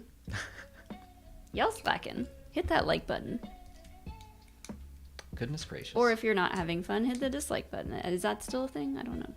But if you're here and you're having a good time, hit the like button. It helps the channel get seen by more people, I think. Is that how that works? Sure. I'm trying to figure out where this goes. It helps the old algorithm, which is who we are always a slave to, I suppose. I hate the algorithm. All my homies hate the algorithm. All your homies? Uh-huh. I think it's a fun game that sometimes we play by the rules and sometimes we don't. Anyways. Darth Nicholas, thanks for the next super chat. Have you seen the video turned meme of Tamira Morrison promoting a spa in his hometown of the Polynesian spa? Rotorua, New Zealand, where he goes, the Polynesian spa. Pabu better have an equivalent of the Polynesian spa for clone retirees. I love that idea. And yes, I have seen that. I didn't realize it became a meme, but I've just seen a lot of people commenting about the Polynesian spa anytime Tamira Morrison comes up. What time is it? 7:25. Oh, then I'm gonna not open another bag. I we'll stop there. But I did 3 bags today. Go me. Look at you. Look at you go.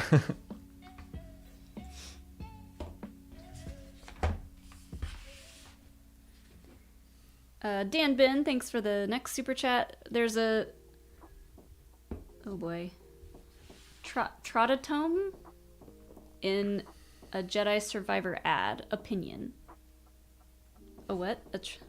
It's probably a species that I... Trotatome?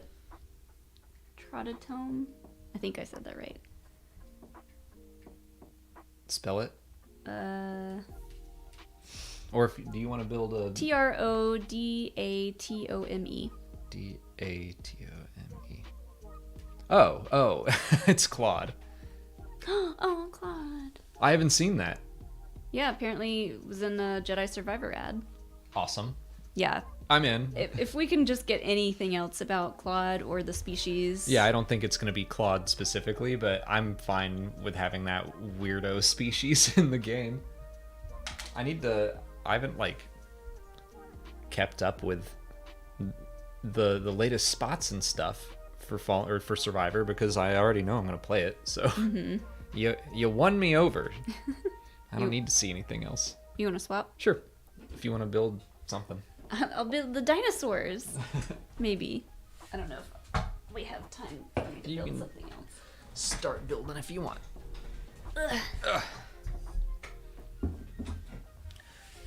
Gabriel Parent Nadon, thank you for the next super chat. I love the High Republic format, and I can't wait for Phase 3. Which Star Wars era would you like to explore in a similar way? Keep up the good work. Thank you. Which Star Wars era would I want to explore more? Yeah, so when the High Republic is over, what should the next publishing initiative, if they follow that same... Old Republic. Just Old Republic? Keep going backwards. I know they're probably saving the Old Republic for something big, hopefully a live-action movie or show, but, like, if we're gonna wait a while to do post-Episode 9 stuff, let's go to Old Republic. I say Old Republic should be movies. Yeah, I do too. I think it has enough established stuff. Not that they're going to keep it all one-to-one the same, but just that already has name recognition from a significant portion of the fandom. Not necessarily the Khajiits like my parents, but I think that it has enough name brand recognition that people would be crazy about movies like that.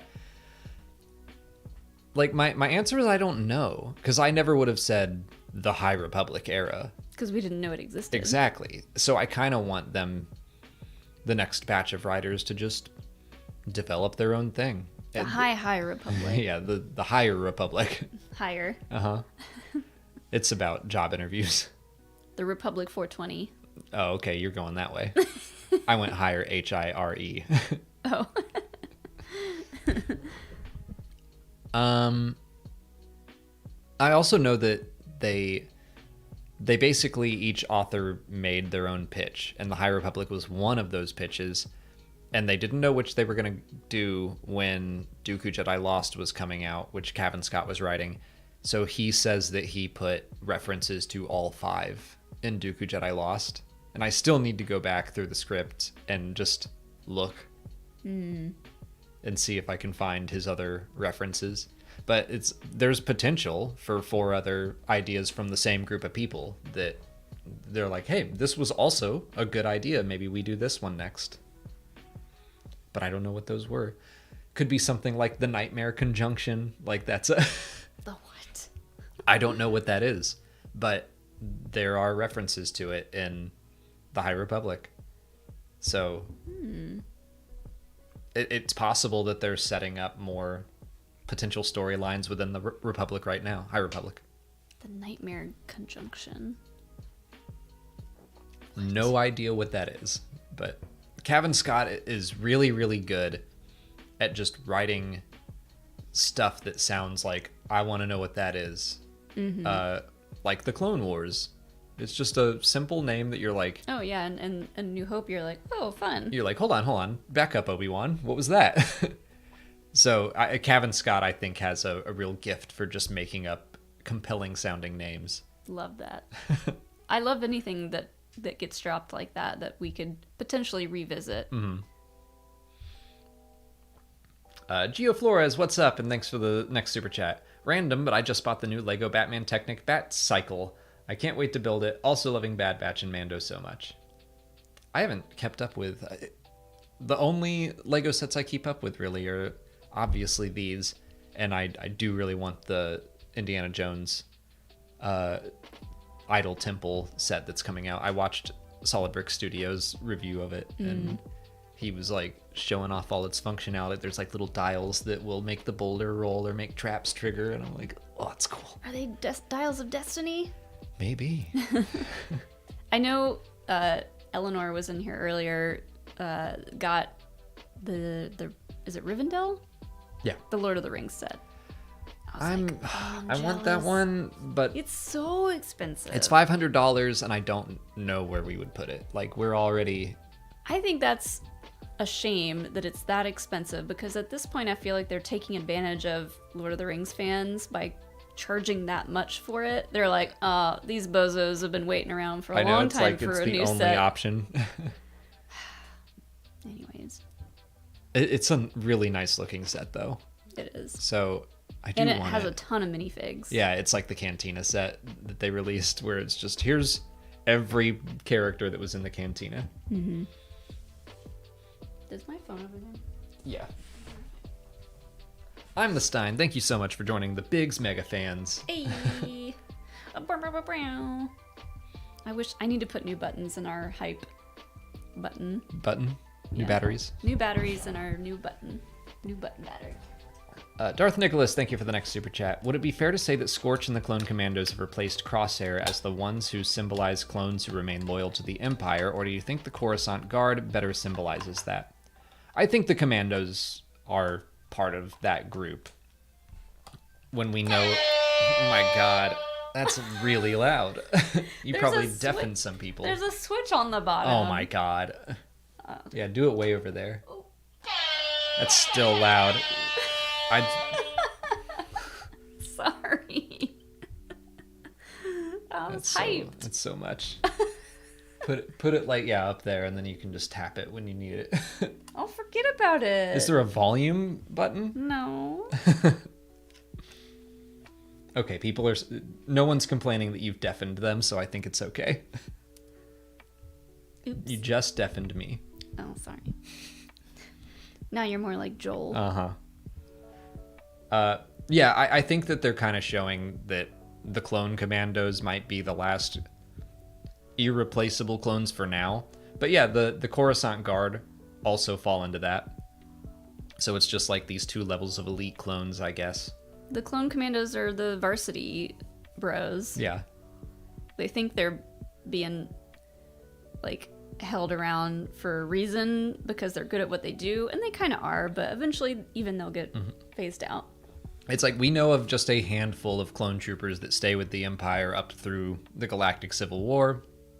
I would assume that they are clone commandos. And we also saw a clone in Lords of the Sith who was a Red Guard. So only like a few select clones get to stay around. I think the rest are going to be completely phased out. Mm-hmm.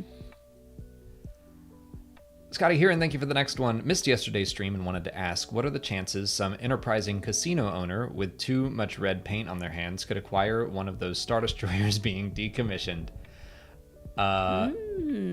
Interesting. So that's from the X-Wing book. Well, did he have the Star Destroyer then? Was Phoebe there? Wait, who are we talking about? I'm blanking on his name. It starts with a B. Booster Tarek. I thought we were talking about... oh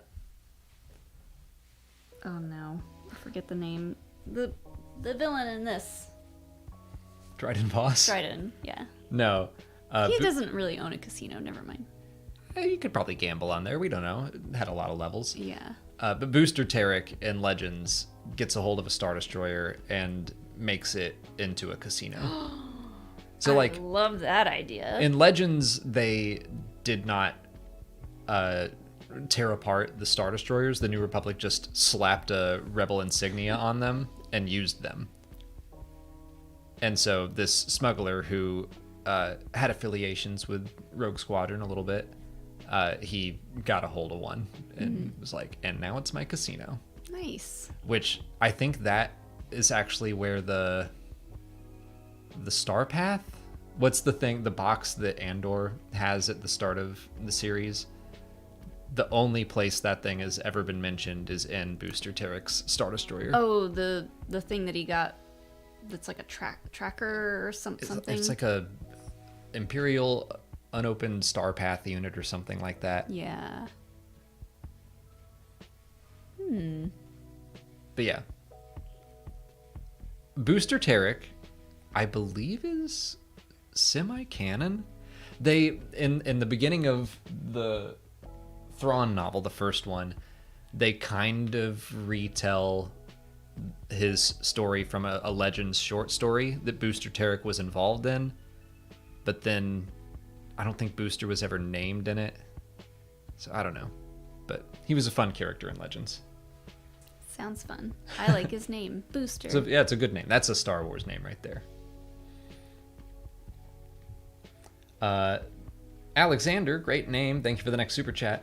What will Grogu sound like when he speaks? Like Stitch, maybe? That would be cute. Oh, I don't even know. I think it'll just sound kind of like his gurgles. He'll be like, This is the way. this is the way. Oh, God, I hope he doesn't talk. I don't want him to say this is the way. That can't. He's going to say, God bless us, everyone. Oh, no. He doesn't have a crutch. Doesn't need one to say that. What is he going to sound like? He's going to sound cute. That's all there is to it. I think this is going to be another situation where when they named him and everyone was like, nope, don't like that at the start, and then we will come around, we'll accept it. But it feels like they've waited so long to let him speak that when it happens, no matter what it sounds like, people are going to be like, mm-mm. I mean, I think it would be fine if his first word is like no or something like. Sure, something like, short. It's short. He's taking a stand on something, not something silly. Either no or like din would make sense. Da-da. Da-dee. Diddy? Diddy. Diddy, I've used the Force, Diddy. Okay, I hope he sounds like that. Never mind, I'm on board. Diddy. Diddy. Diddy, I'm hungry. Diddy. Need snacks. Take your helmet off, Diddy.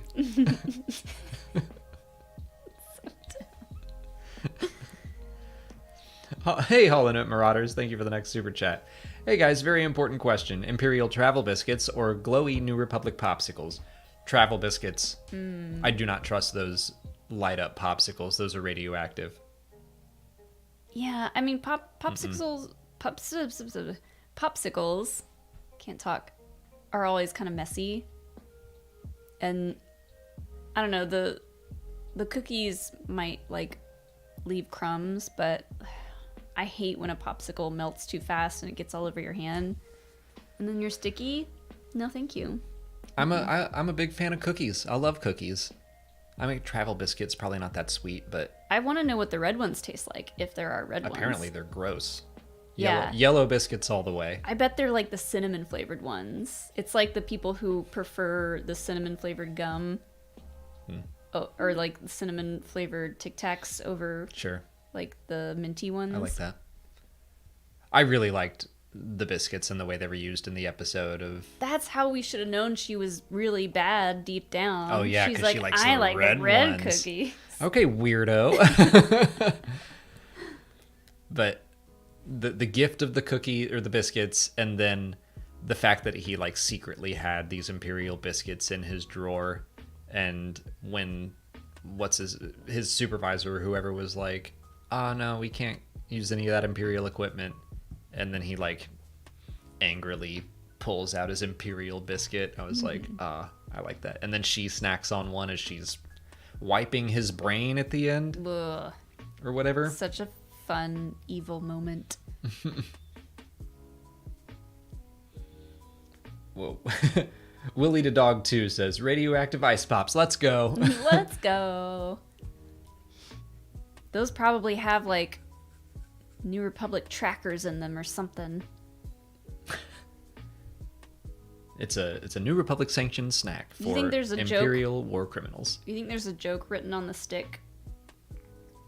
Do you ever get those popsicles? Yeah. Mm-hmm. Probably a good Star Wars pun, but you don't have any appreciation for those. So. Well, neither does the internet, because that video didn't do very well. Well, you edited it wrong. My delivery was perfect. I showed Molly a TikTok the other day that was, what do you call a dog that can do magic? A labracadabrador. I thought that was amazing. Well, and Molly just stared at the phone blankly. You showed it to me because it was like one of those TikToks where it's two people and they're trying to make each other laugh on purpose. Sure. And whoever laughs first kind of loses, has to take a shot or Hey, something. you don't lose. You're allowed to laugh. But that automatically puts me in the seat of the person who's not supposed to laugh. I laughed. I laughed happily. I know, because you love puns. I do. It's got to be a really good one, and it's got to strike me at the right mood for me to laugh at a pun. Unless it's my own. I'm always in the mood. Oh yeah, you're just hilarious all the time. And I'm like, this is a gift to the world. You're welcome. Jill's in the chat and asks what I'm drinking. It's Fruit Hi, Force Jill. by Voodoo Ranger because I can no longer find Hop Raider. But this is pretty good. Pretty good. It's also like 9.5%, which is I don't have much a wine little left, much. so I might have one later, or have my pink lemonade. Well, you have a girls' hangout, so. I do. I've got plans after this that don't involve Star Wars. What? That's what you think. Jill's true. gonna dump a bunch of Star Wars trivia. Jill's on you. like, now is the time that I want to really break down Andor now that I've watched it. And No, yeah, finished she it. just finished it. She wants to talk about it. Darth Nicholas, thank you for another super chat. The fact that Mayday and his clones were not given snowtrooper armor, unlike clones earlier in the Clone Wars, to me was not an oversight on the part of the writers or animators, but a way of highlighting the Empire's mistreatment of them. Mm-hmm. Yep. Yeah, absolutely. I mean, the cargo the whole time was the TK armor, which is like such a slap in the face to him. Yeah. I mean, that's the whole thing. They're not They don't going to care. offer any support. They're not going to, even though they have existing snow clone armor, why would they spend valuable Imperial credits to ship it out to them? They don't care. No. Put mummy bandages on your armor. That's what they want. Thermal insulating Thermal wraps. wraps. Yeah, sure. I have to potty Okay. real bad. I'll be right back. All right. Guiwio, thank you for the next super chat. Any chance Gideon has a base on Mandalore? The air being poisoned was a cover story, and the magnetic interferences would help hide it. Yeah, I think there's a chance. My original thought that I don't think is true now, but back in season 2 when we heard Thrawn was coming into the live action, I was like, all right, he's on Mandalore, because the for exactly what you said, the air is poisoned, you can't go there. He could hide out, build up his forces, it would be a safe place. I don't think Thrawn is on Mandalore anymore. I do think it's possible he is either in the area or that he might be responsible for the TIE interceptors that we saw in the last episode. Like, maybe he's just trying to finish taking out people who are problems, like Bo-Katan. I don't know. But Gideon, I think he could be in the area. I'm interested to see what the truth is about him. Like, if he made a prison escape or whatever, like the ex-Imperials were talking about, like that's the rumor going around, I'm fine with that, but I want to see it. I want to see the escape instead of just like, oh, he was captured, never mind, he's fine. Like, I want to see him get away from the New Republic, and I think that's possible because we know we're not done with New Republic storytelling. We know Carson Teva is going to be in an episode. I thought for sure he was going to be in last night's episode, and he wasn't. So we're gonna see it again.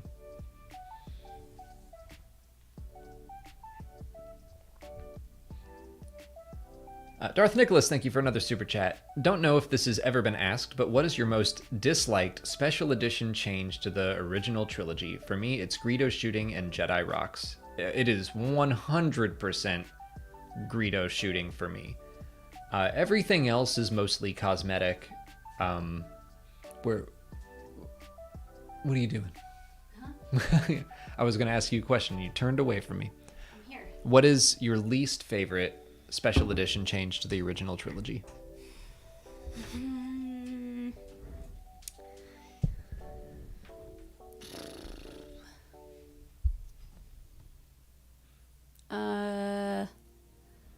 I kind of love McClunky.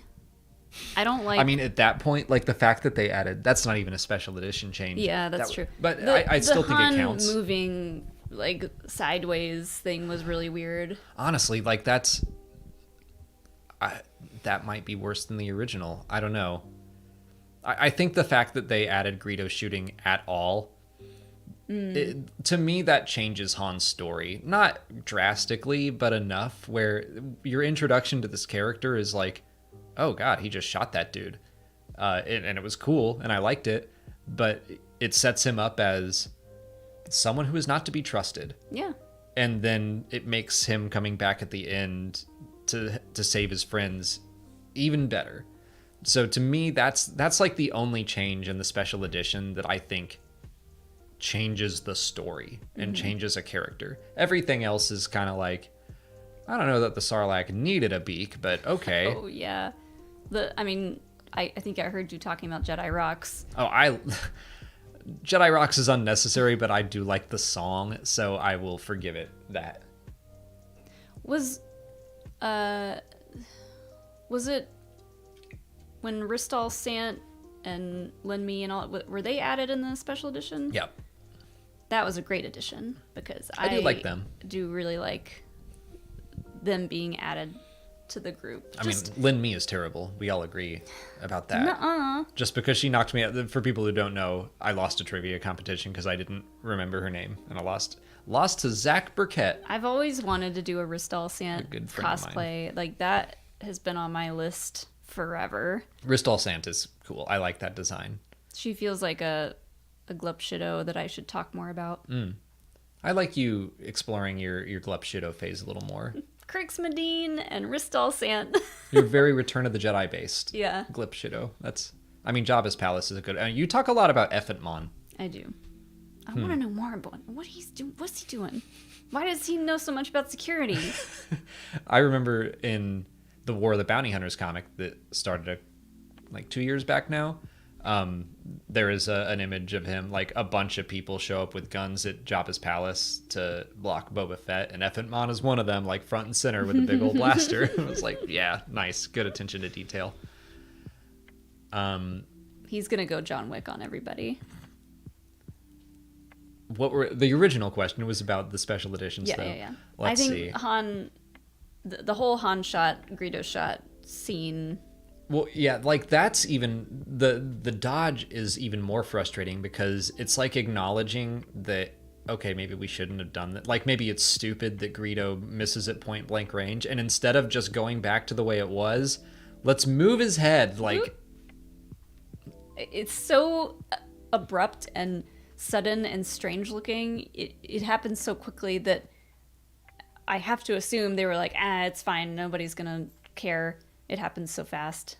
But everybody's like, hold on. Yeah, that looked wrong. What just happened on my TV? Hi, buddy. It's easily the Greedo stuff for me. I can't really think of anything in Empire that jumped out at me. A lot of it's just visual updates. The Wampa, Cloud City. Not a ton of changes there. And again, Jedi Rocks is a silly aside for the film, but sometimes I get that like that gets stuck in my head. The music, yeah. I hate the graphics and like going into Joe Yow's throat. Yeah, no, thank you. Let's have him run up to the camera and Gross. show like saliva. Yeah, there were some decisions made. And like the close up on Size Noodle's lips, like Just keep her as a weird puppet, and we don't need to see the CGI version of her. Yeah. There's that. But I do like that she showed up in the Clone Wars.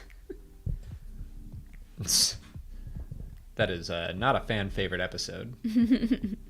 Let's bring back Zero the Hutt, and let's make Sice Noodles his girlfriend. Yeah. And let's give her the most annoying voice. Yeah.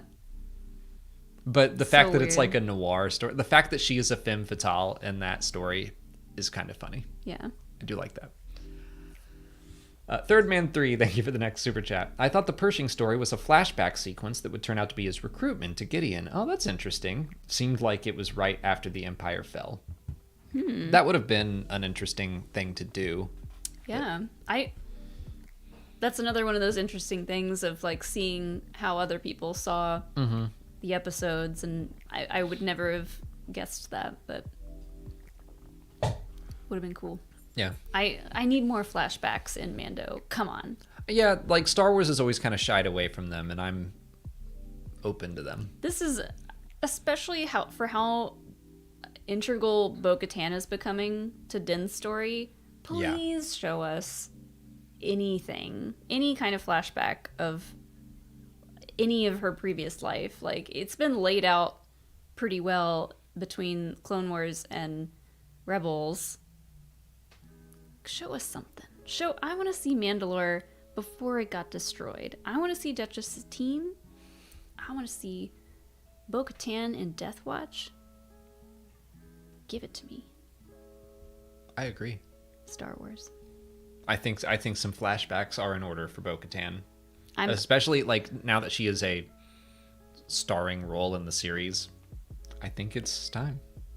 I need to take my own advice though, from the previous Q&A. I'm getting greedy. I am getting greedy. So greedy. Oh, okay. Shaq Food, thank you for the next super chat. An interesting question. What would you rather be forced to wear in all of your videos? Dave Filoni's hat, George Lucas's flannel, or Pablo Hidalgo's glasses? Ooh. Well, I'm going to assume Pablo's glasses are actually Prescription. so I can't wear those because I very often read from a teleprompter, so I would fail to do that. I'm going flannel, because even if I get hot, I can like tie it around my waist and go full like Wayne's World. Can't do that. You have to wear it as George Lucas would. I'm going to make that rule. Okay, well then I'm gonna have the AC on as high as possible. Okay. It's got to be frigidly cold in here for me to wear a flannel shirt. But yeah, I would pick that over the hat just because I don't want hat hair all the time. Same. I was also going to go flannel. I'll deal with the sweat, though. It's a classic. I mean, flannel never really goes out of style. Yeah, thanks to George Lucas. Sure. Not thanks to grunge or the 90s. Thanks to George Thank Lucas. you, George, for giving us flannel. I'm the Stein. Thank you so much for the next super chat. Do you think any new Old Republic content will have to be Revan? While I expect new characters, I would love to get characters like Nomi Sunrider, even if the story has been altered. My assumption is that if they do Old Republic stuff, it'll probably be new. Because the Old Republic spans more than just Tales of the Jedi, the old comics, not the new animated stuff, and Knights of the Old Republic. Like, there's a huge timeline to play with.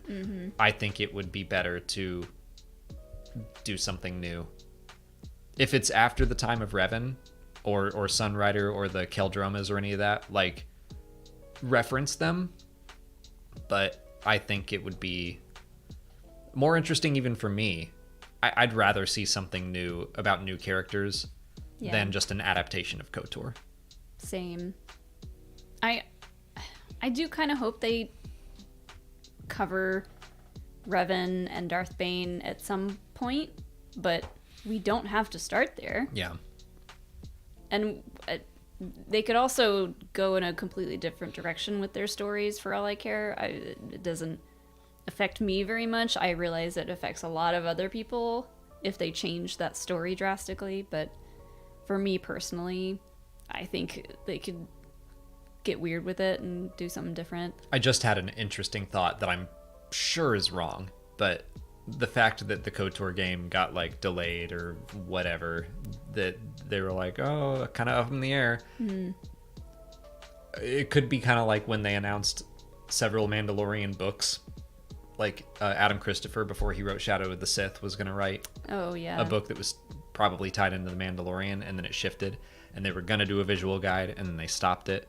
And like, what if they just decided to not do KOTOR the game because they're going to do KOTOR the movie or something? I'm sure that's wrong. It's just a weird thought I had. We shall see. Darth Nicholas, thank you for the next super chat. We've all heard about the canceled, pretty sure that's still the case, with Rangers of the New Republic. Would a Rangers of the High Republic or Rangers of the Old Republic interest you? Which of those two would you want to see first?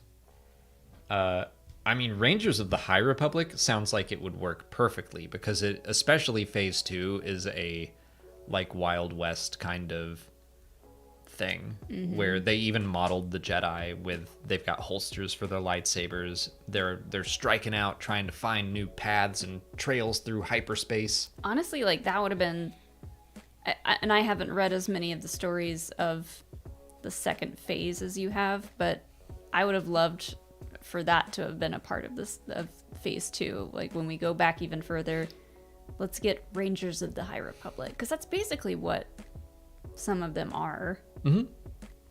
Or we could make it a story about the Wayseekers. It's like Phase 2, they made a big deal in the lead up about the pathfinding teams, and I feel like they just haven't played as much of a role as I was hoping they would, because it was all very interesting. But yeah, it's been more about like the path of the open hand and all that side of things, which is also very interesting. But I was looking forward to just stories about Jedi going out and like, we're gonna take a risk and we're gonna jump over here and see what happens. And we got a couple Republic people with us, and like that hasn't really happened yet. I guess Quest for the Hidden City was the closest it got. But I think it was more just set up of saying, hey, communication is really rough. Because that really played into the adult novels. But yeah, Rangers of the High Republic sounds like it's got some legs. It's got some legs. Padfoot1979, thank you for the next super chat. Razor Crest is looking good. Mine is still in the box. Did you see the new helmet sets, Rex and Cody? Rumor for the May 4th LEGO set is an updated UCS X-Wing. Another one? I mean, I want that. Have seen the helmets. Those yeah, look the helmets cool. look great. And we've got all of the other helmets, so we will have to get those. Are they out yet? Or is that a May 4th? I think they're out. Okay. I think they're out. Because I saw people posting about them. Solid Brick Studios had them when he was on our Bad Batch show back, that was 5 weeks ago, I think. So, yeah. Yeah. You still haven't built the Biggs one. I need to talk to Scout because they're supposed to make me some new things, some instructions. Yeah. I don't know how to. I'm not a master builder. Well, you could build it up until you get to the helmet details, and then. Where is that? Oh. There's a lot that needs to be changed about this. Yeah. To make it Biggs. It's true. And I broke it. Look at what you made me do. Where does this go? Yep. You made me pick this up. I always get blamed. If a Lego set breaks, it's your fault. I'm being very 3PO right now. 3PO to R2. Oh, that works. You're my little R2. I don't know how, but I'm sure this is your fault. Oh, dang it. I turned it off. Sorry, Hero. Is that your version of a R2-D2 Raspberry? Sure. It's okay, buddy. I'm sorry. Did I scare you? He's like, I was sleeping? But another X-Wing? I don't know where I'll put it, but I would like that. Especially if it comes with another Biggs minifig. To add to the collection. Look at that. He looks so good. That was in that X-Wing set, which I basically just got for the minifig. But looking good, Biggs. This is Scotty Heron sent in a super chat from Ice. Thank you, Scotty. I really like /Ice. I really like the developments for the Bad Batch. Now they've found a place where they can live peacefully. It raises the stakes for whenever they're spurred into action again. Totally agree. That is like word for word what I said. I think you brought up the idea that this could be their forever home. I was more focused on this will not last, but we're going to see them find a place that could be their forever home, and they're going to have to make the choice to go do something else. Yeah. But I do think it's possible that like the last episode of the series could end there, and they're like, nope, we've done our job, we've served our purpose, we're going to Pabu for some sushi. Yeah. It feels like it's only a matter of time before the Empire finds that place. Don't say that. But it is nice because, like, they've been to Ord Mantell so many times. They've been working with Sid, but they haven't really gotten to know anyone else besides Sid on that planet. And, like, this place being such a small, centralized location, they've kind of been forced to get to know the people there. And now they're like, okay, we would fight for these people. Would they fight for Sid? Dunno. Right. Nah. Probably not. And they don't really have any other friends or people who were nice to them at Ord Mantell, assumingly. Yeah. But the people of Pabu, they would fight for. Darth Nicholas has another super chat. Thank you. I also wish they kept Sebastian Shaw as Anakin's ghost, my third least favorite special edition change, which technically is not special edition. I think that was a Blu-ray change because the prequels had not come out by then. But I guess we're saying anything beyond original trilogy is a special edition change. It's hard to keep track of them all anyway. But they changed that after 2005. I'm okay with that change only because I think of it as like the Force Ghost has the option to go back to any point of their life. Right. And that's how they present themselves. I absolutely think that's the case. In The Last Jedi, they talked about having Obi-Wan and not Yoda be the Force Ghost, and it would have been Ewan, and they just said, but they never, like, Luke never met the Ewan version. I don't think fans would have batted an eye at that. I get what they're saying, but yeah, I think if you're a Force Ghost, like, why wouldn't you just show up as your hottest Hayden Christensen self? Because assumingly, if we kept Sebastian Shaw, we're assuming that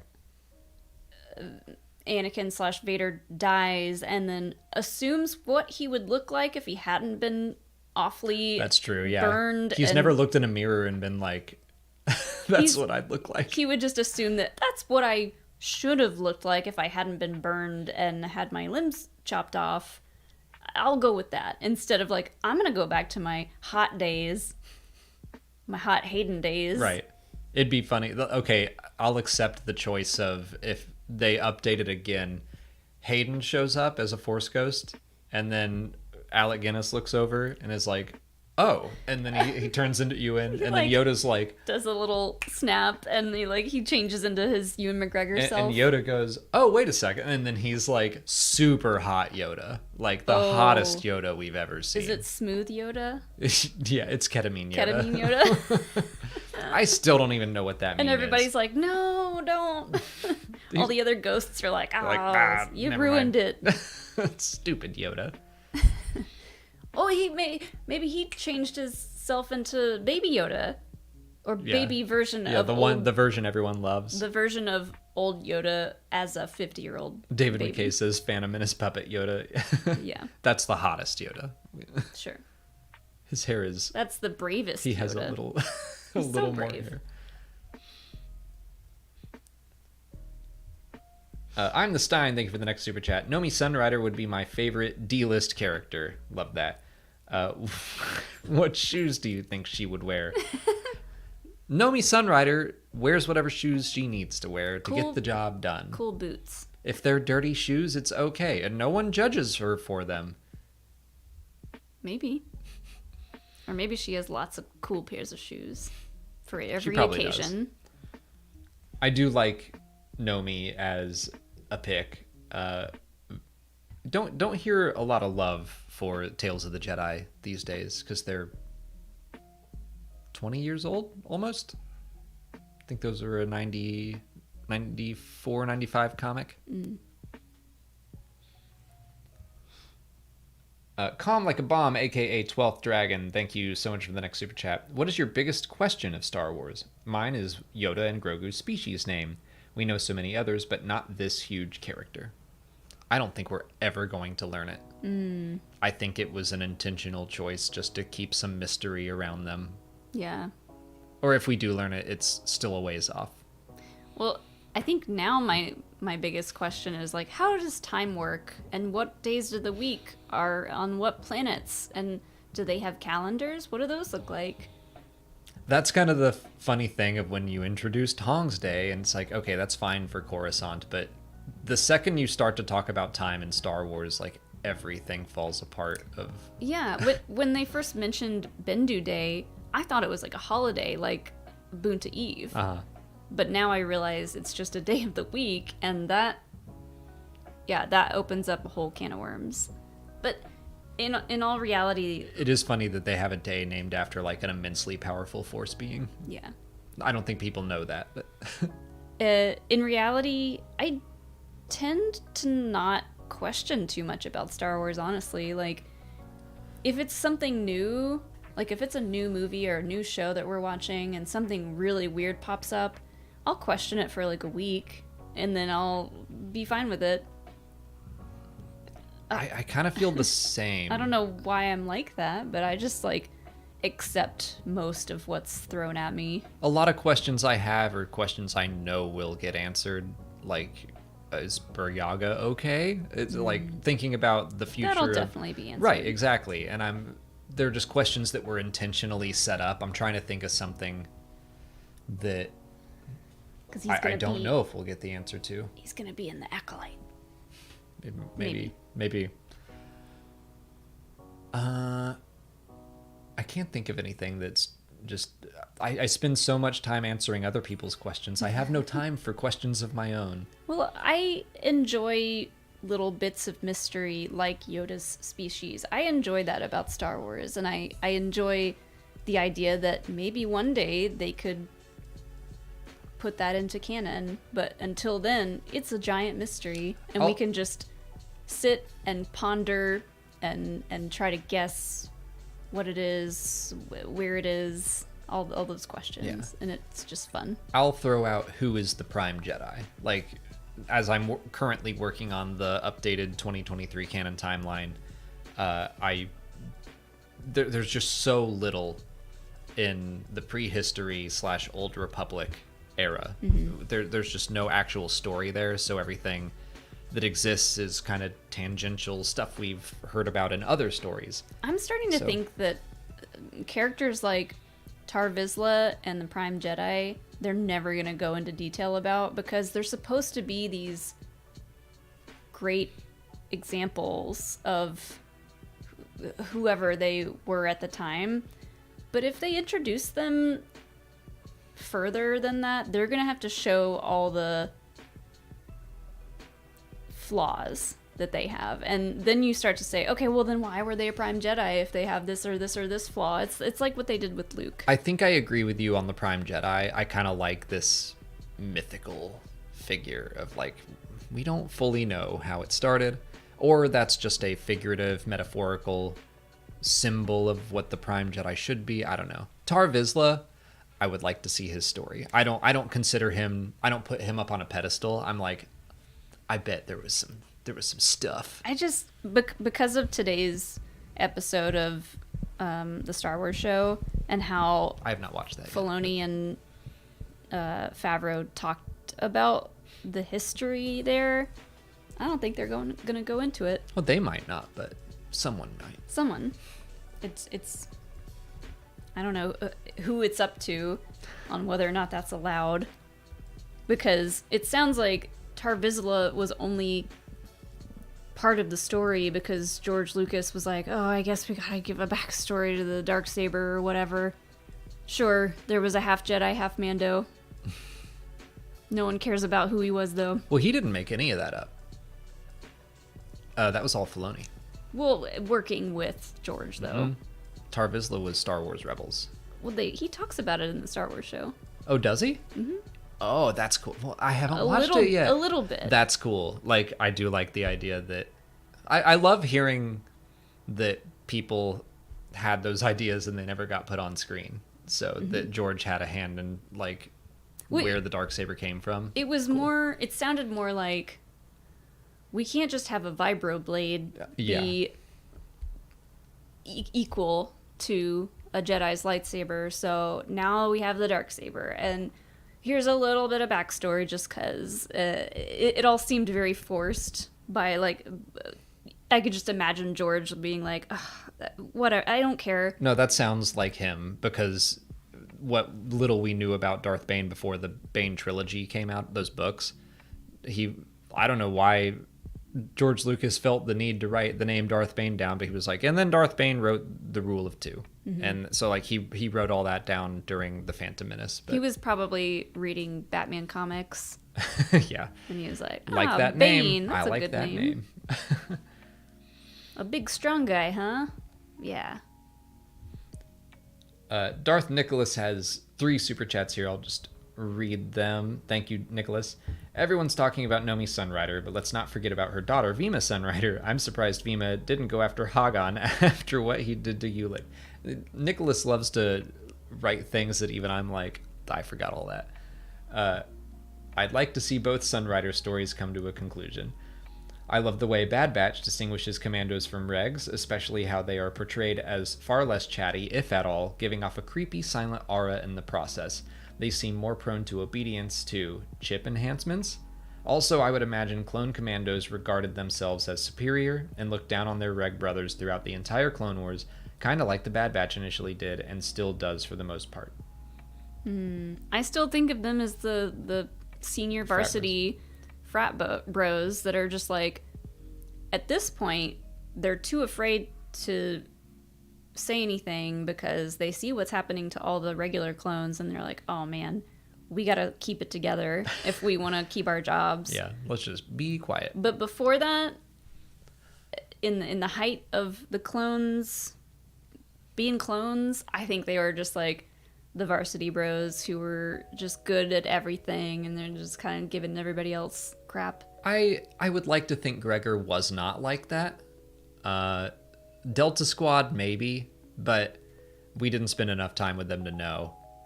Yeah, I'm just... This is just me. Oh, no, I think it's funny to just be like, yeah, they were the frat bros. And it makes sense. Mm-hmm.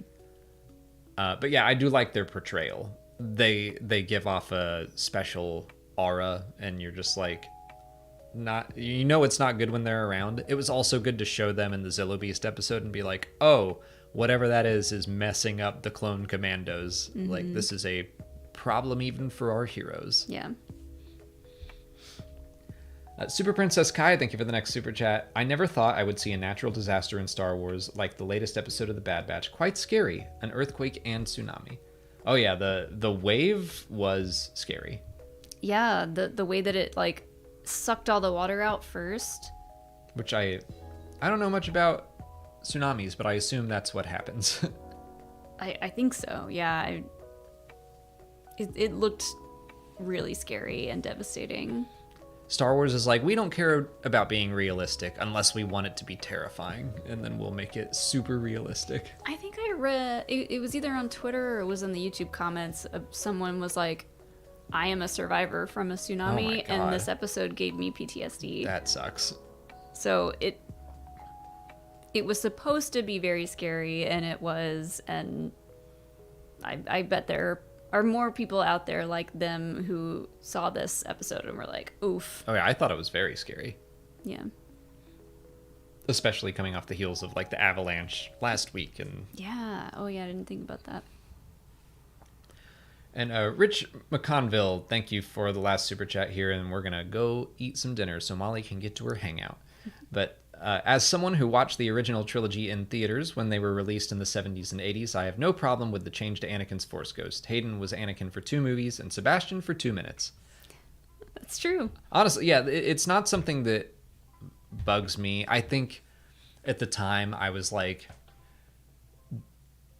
more annoyed that they made more changes at all, and like they continued to do so. They keep changing the crate dragon call, for example, and I'm like, why do you keep doing that? Yeah. But I did like that when they did the Marshall episode of The Mandalorian, they kind of used all of the various sounds that they made over the years. I'm like, that's a nice touch, but why did you keep changing it in the first place? Why is there a rock in front of R2D2 now? Like, why did George Lucas think I've got to put a rock here all of a sudden? Like, something that I've always wondered, why did they use Sebastian Shaw? Why not use David Prowse?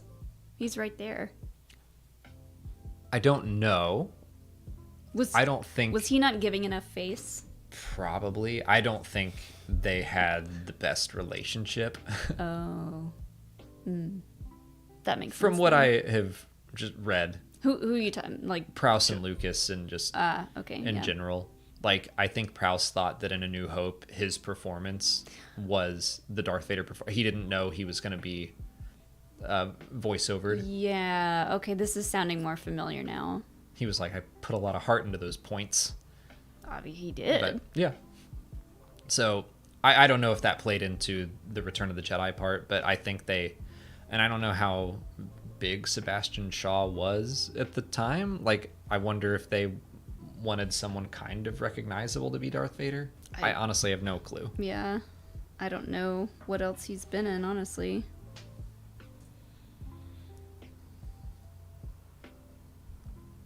English actor. Theater director, novelist, playwright, and poet. Dozens of stage performances, more than 40 film and television productions. I Am the Stein sent in another one that's relevant also. Everyone's talking, and thank you, everyone's talking about the worst change from the special edition, but my favorite change was to Palpatine in The Empire Strikes Back. I'm for that one. Oh, the video? Yeah, just changing it from... I can't remember anything today. The woman who was superimposed with chimp eyes. Chimp eyes and I'm trying to remember the original actor's voice. But yeah, that like I'm okay with the Hayden change as well because it does make the whole universe feel more consistent and stuff like that.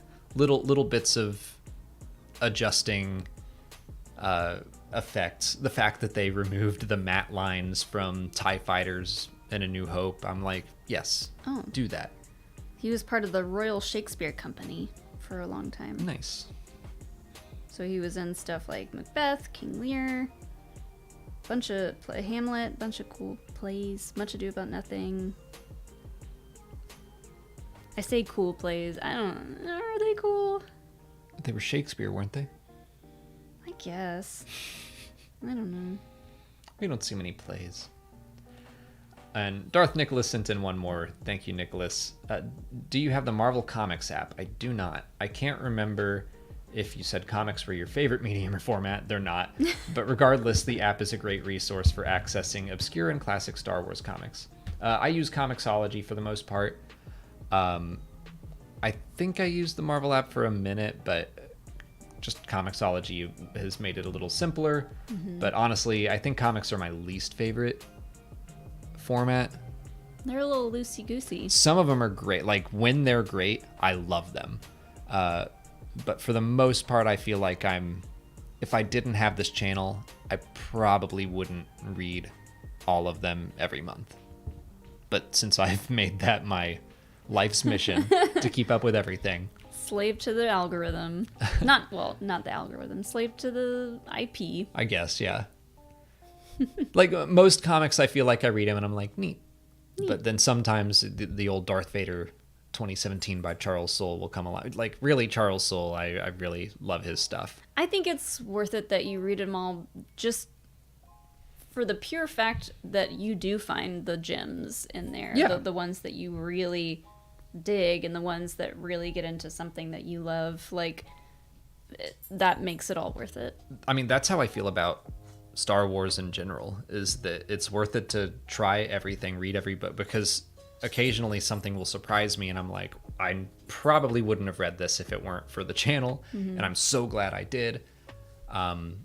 So yeah, I think the High Republic comic right now is my favorite aspect of Phase 2. I really like Cavan Scott's comics as well. I should say that.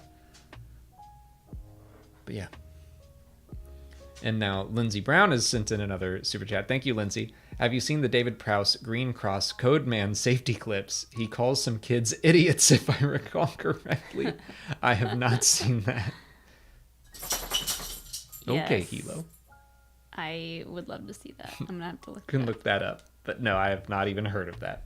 Hi, buddy. But we need to go. We need to go cook and eat because Molly has a hangout to get to. But thank you everyone for hanging out with us. I feel like it was an hour ago that I finished building, but Yeah. I guess So I we could have got- done another bag. Eventually, this will be Yeah, look at this. here-ish. I think so.